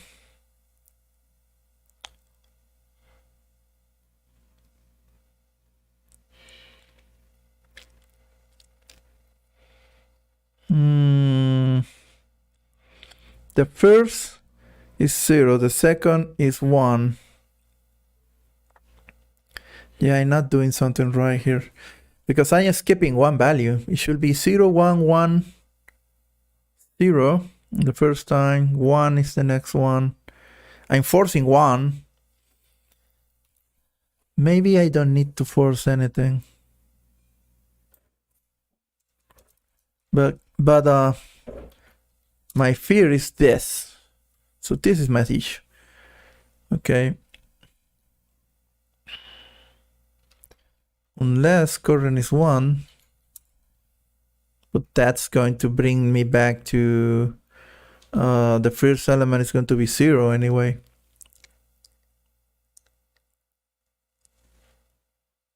Okay.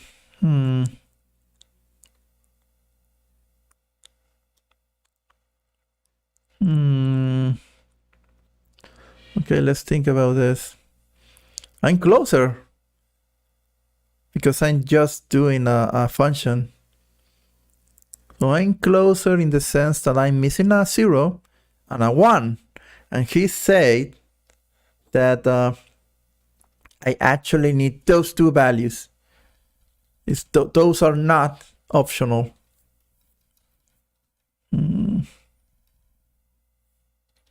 Yeah, because I guess that if I have 1 and 1, then I get this. Oh, wait. Yeah, I'm forcing this, basically. That's why I'm getting 2.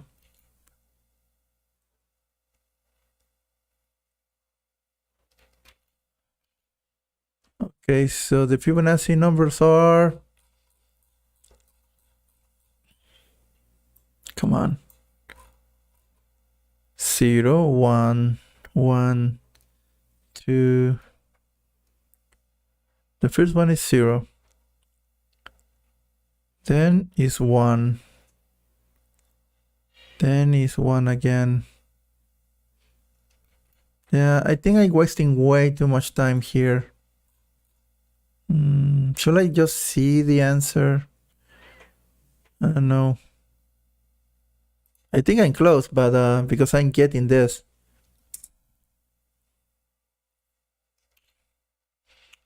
But hard coding is not the first time that he hard codes a solution.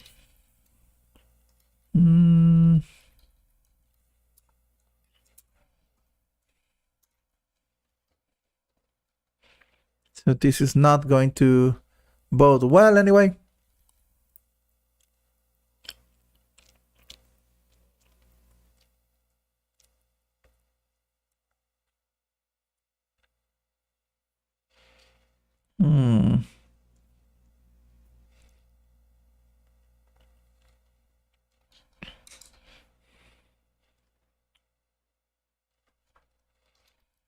If previous is equals to 0,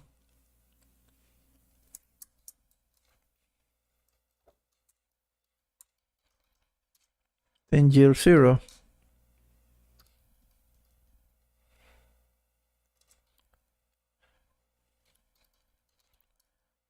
Current is going to be equals to 1.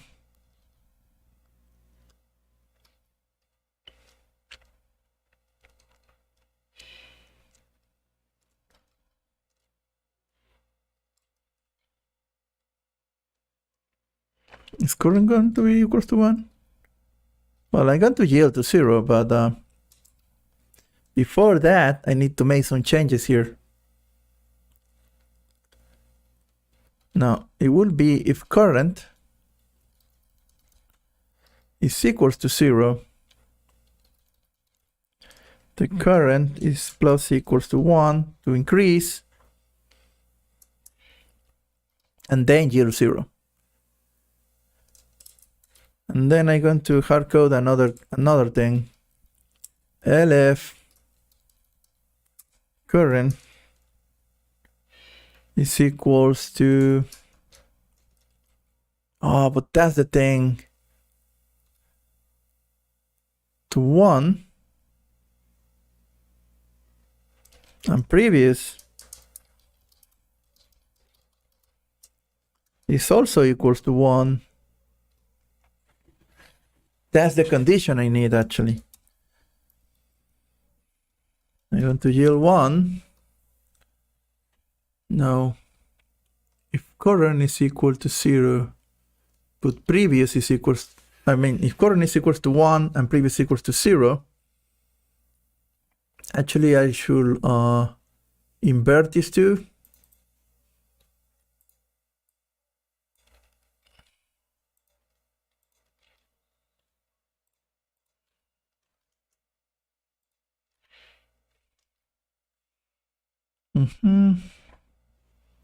If current is equals to 0, because it's the first iteration, then increase current by 1.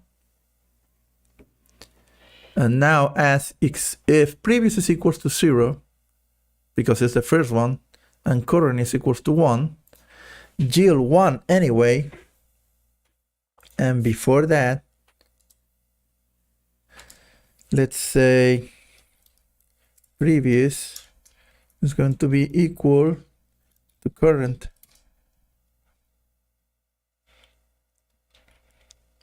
So I got my first one.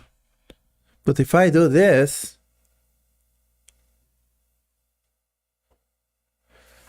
then previous is going to be 1, 2, and when you came out of that, well, it's going to try to do that again anyway. So I don't need that, because I can just say else. Okay, if that's not the case,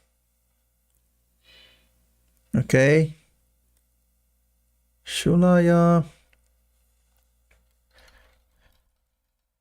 current is going to be equals to 1 anyway. Previous is going to remain as 0. No. Current is going to, previous is going to remain at 0. Previous is 0 and current is 1. Then I'm going to yield 1. Okay. And I need to change something here. I need to assign previous a new value. Previous is going to be equal to current. This way, they both had 1 the second time. Previous is going to be assigned 1.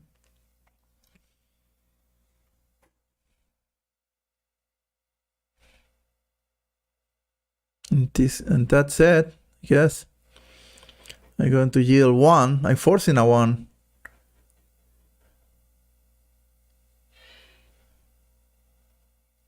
Now current is going to be previous is going to be 1, so it's not going to enter here, but it's going to enter here. It's going to evaluate all of that. Probably I should just switch it up, but first I want it to work. Then I go into refactor. Okay. And how do you look at that? How do you look at that? It's 0, 1, 1 again, 2, 4, 8, 16, 32, 64, 128. And the last one is this.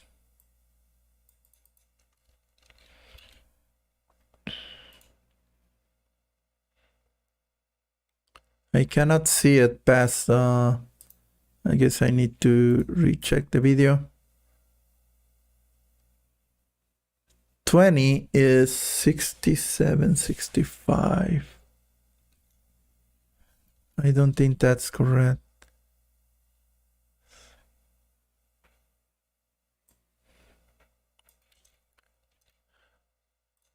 Okay, I don't have it right. I don't think so.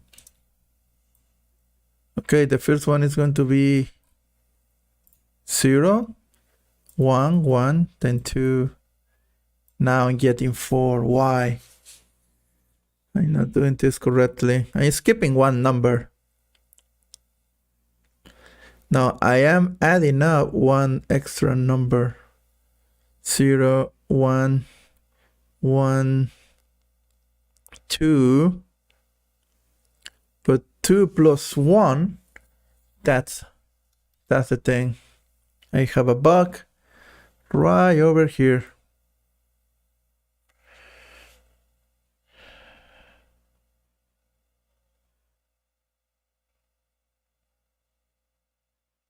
Okay, I have a bug here. So at this point, everything is running fine up until here. These two are doing great. That's great. But here, I'm not doing so good. What time is it? I'm getting hungry. I want to finish this one out. Okay, let's think.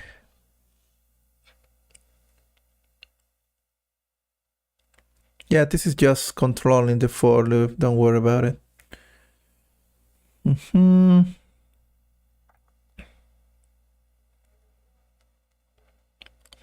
I'm yielding 0.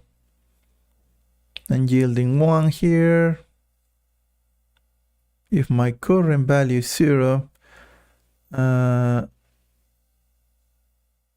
okay, I'm yielding 0 basically. And I'm modifying current in order to skip this thing here. Yield 0, that's fine. Okay, I'm yielding 1, a forced 1 here. That's fine. My current value is going to become my previous value. I'm saving the previous. Okay. This is great. But the next time, the first thing I'm doing here is probably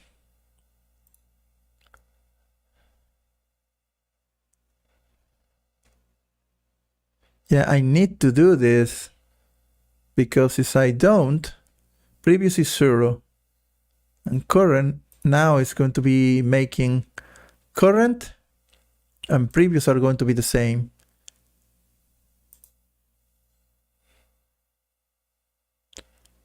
Okay, probably I should delete all of that. and just yield.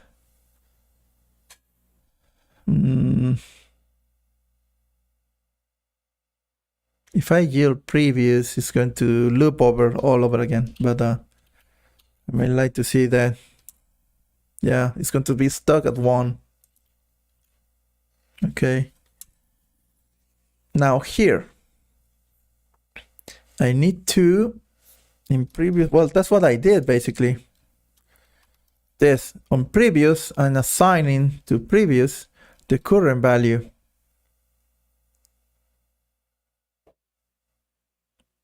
Do I need to do this first?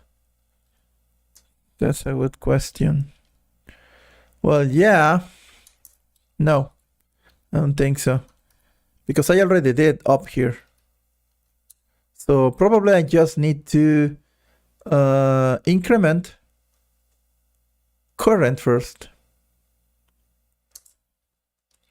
And then assign.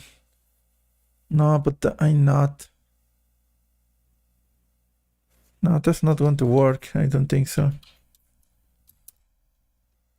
Yeah, no.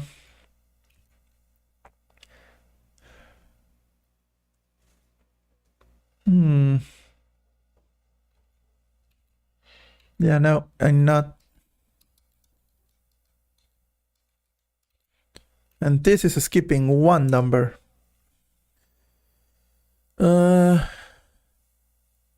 Okay, 0 plus 1 is 1. 1 plus 1 is 2. 2 plus 1 should be 3.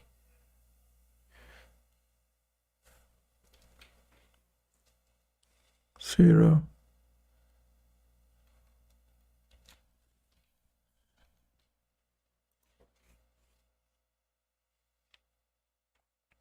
So this is the first run. This is the second run. And here is where everything goes to shit. Okay, let's see. Let's see what is going on. So previous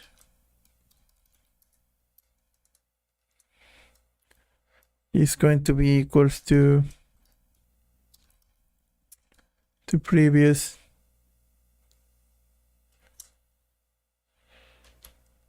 And current, you're going to be equals to current. This is before. You're going to do some things.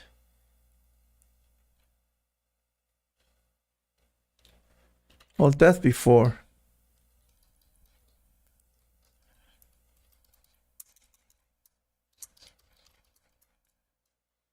Before, previous is going to be equals to something.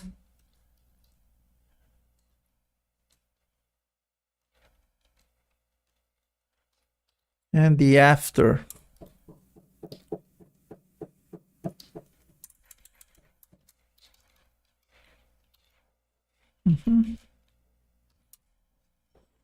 Okay.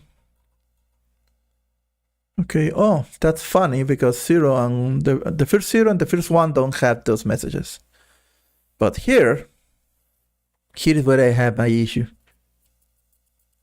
Before, I do already have the current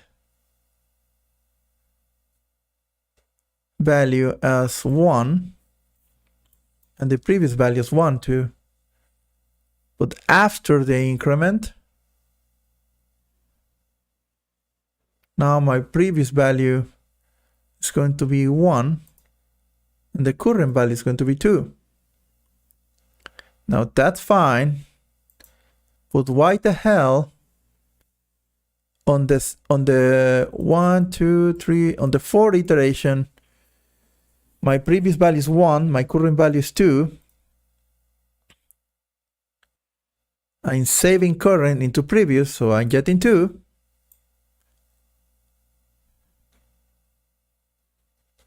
But current is, oh, I am assigning current before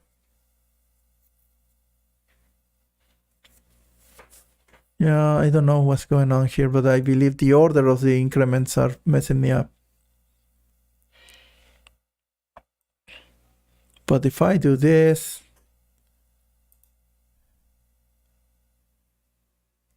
well, I guess I lost enough time already. It's 1 p.m., 1:31 p.m., and I haven't progressed anything. Maybe I should just give up and watch the that you see here explanation. all the way until 20. And if you want, you can keep increasing that number and see what happens. And as a bonus, you can try implementing this with Well, actually, before that, I wonder if there is a Fibonacci with sequences, with generators. Look at this.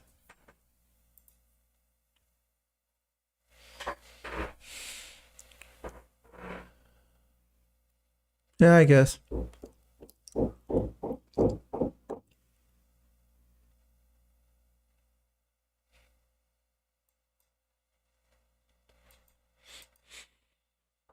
Oh my god, this is a clever code, but hard to read. We're going to yield A.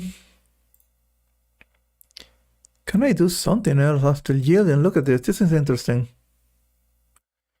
A and B is going to be equal to B. And A plus this. Here's the increment.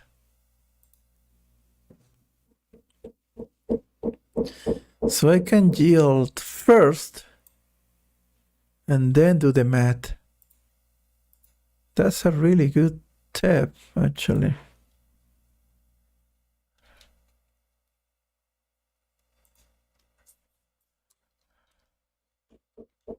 And then do the math.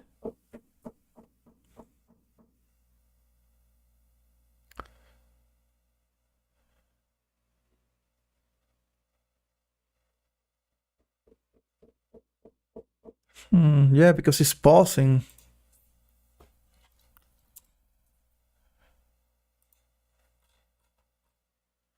Zero, 1, 1. I'm missing. Well, I don't need another one anymore.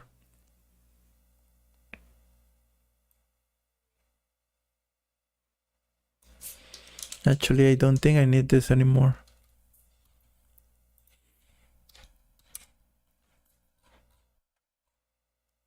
I'm going to get 2 zeros now. Okay.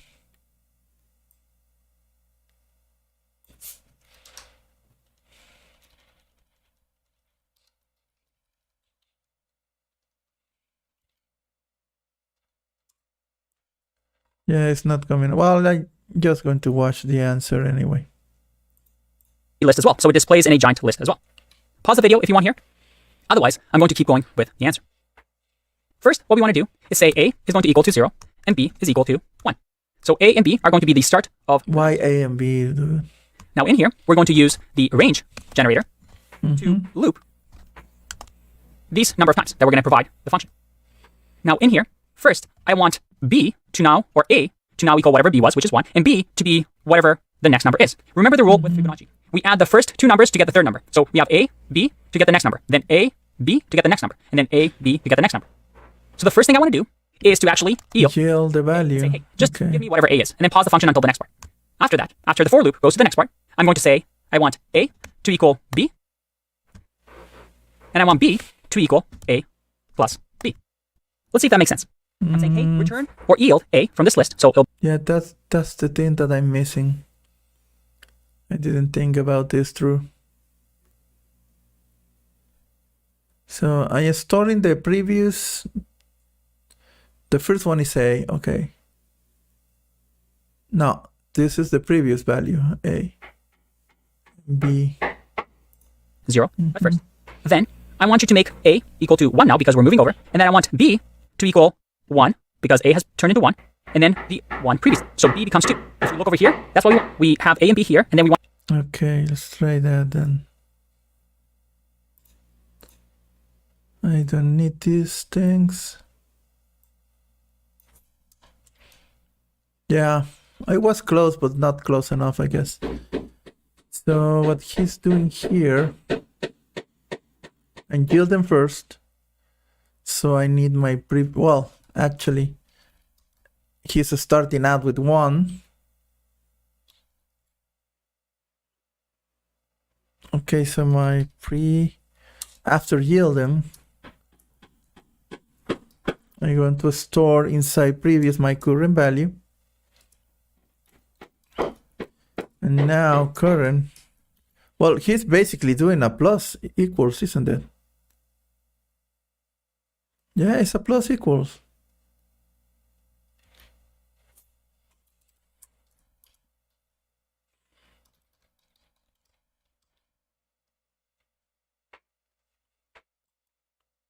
So I wonder if that's going to work.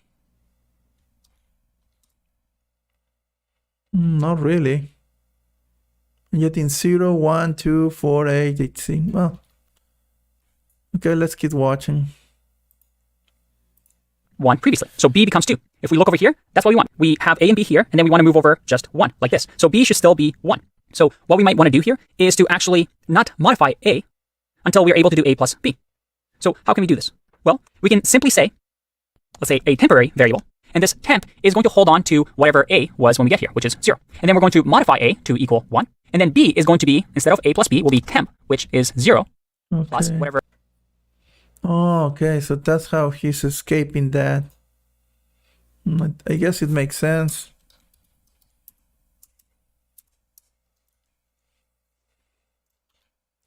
So I'm storing the previous value. Okay. So I have temp here.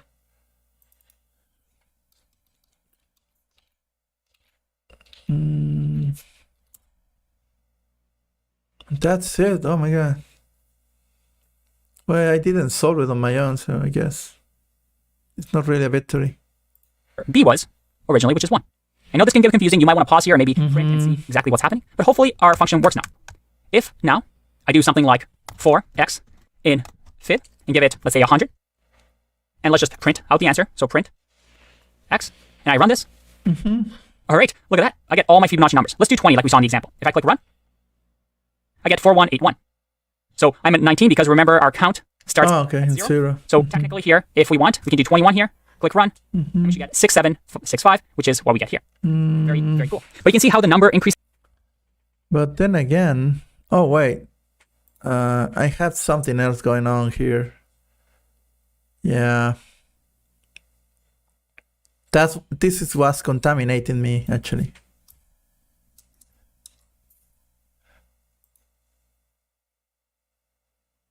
Because I was advancing anyway. Okay. For X in Fib is working as a generator now. Okay.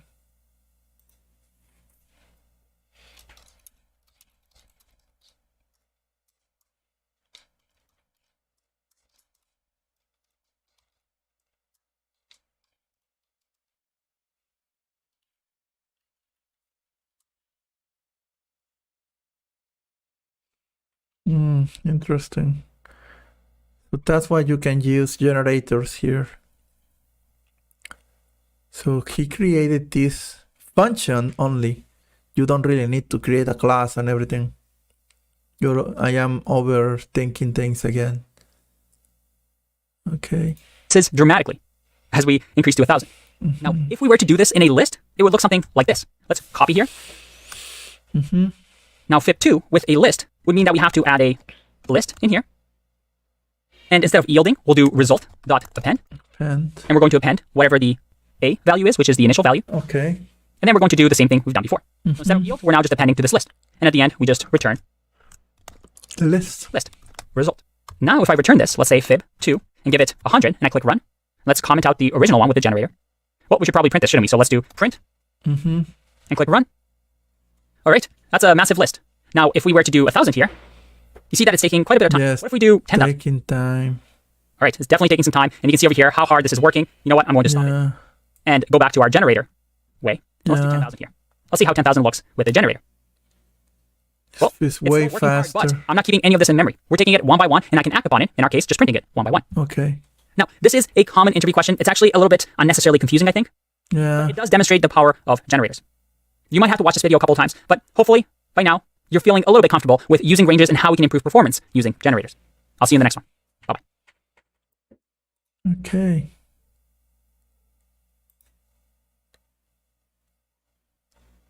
Python is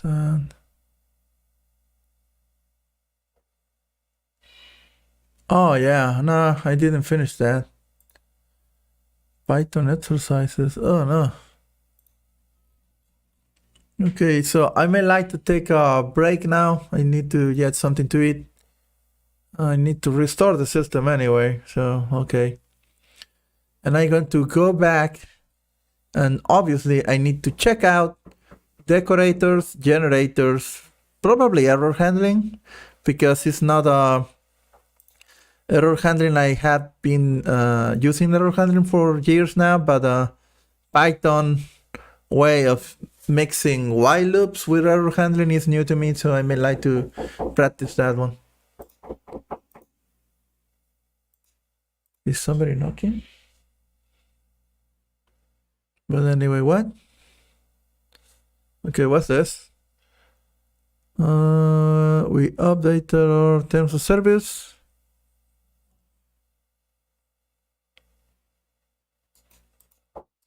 I guess I'm going to be reading this.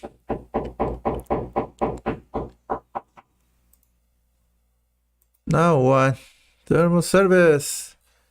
I may like to make a video about this. Why not? I was going to check my this.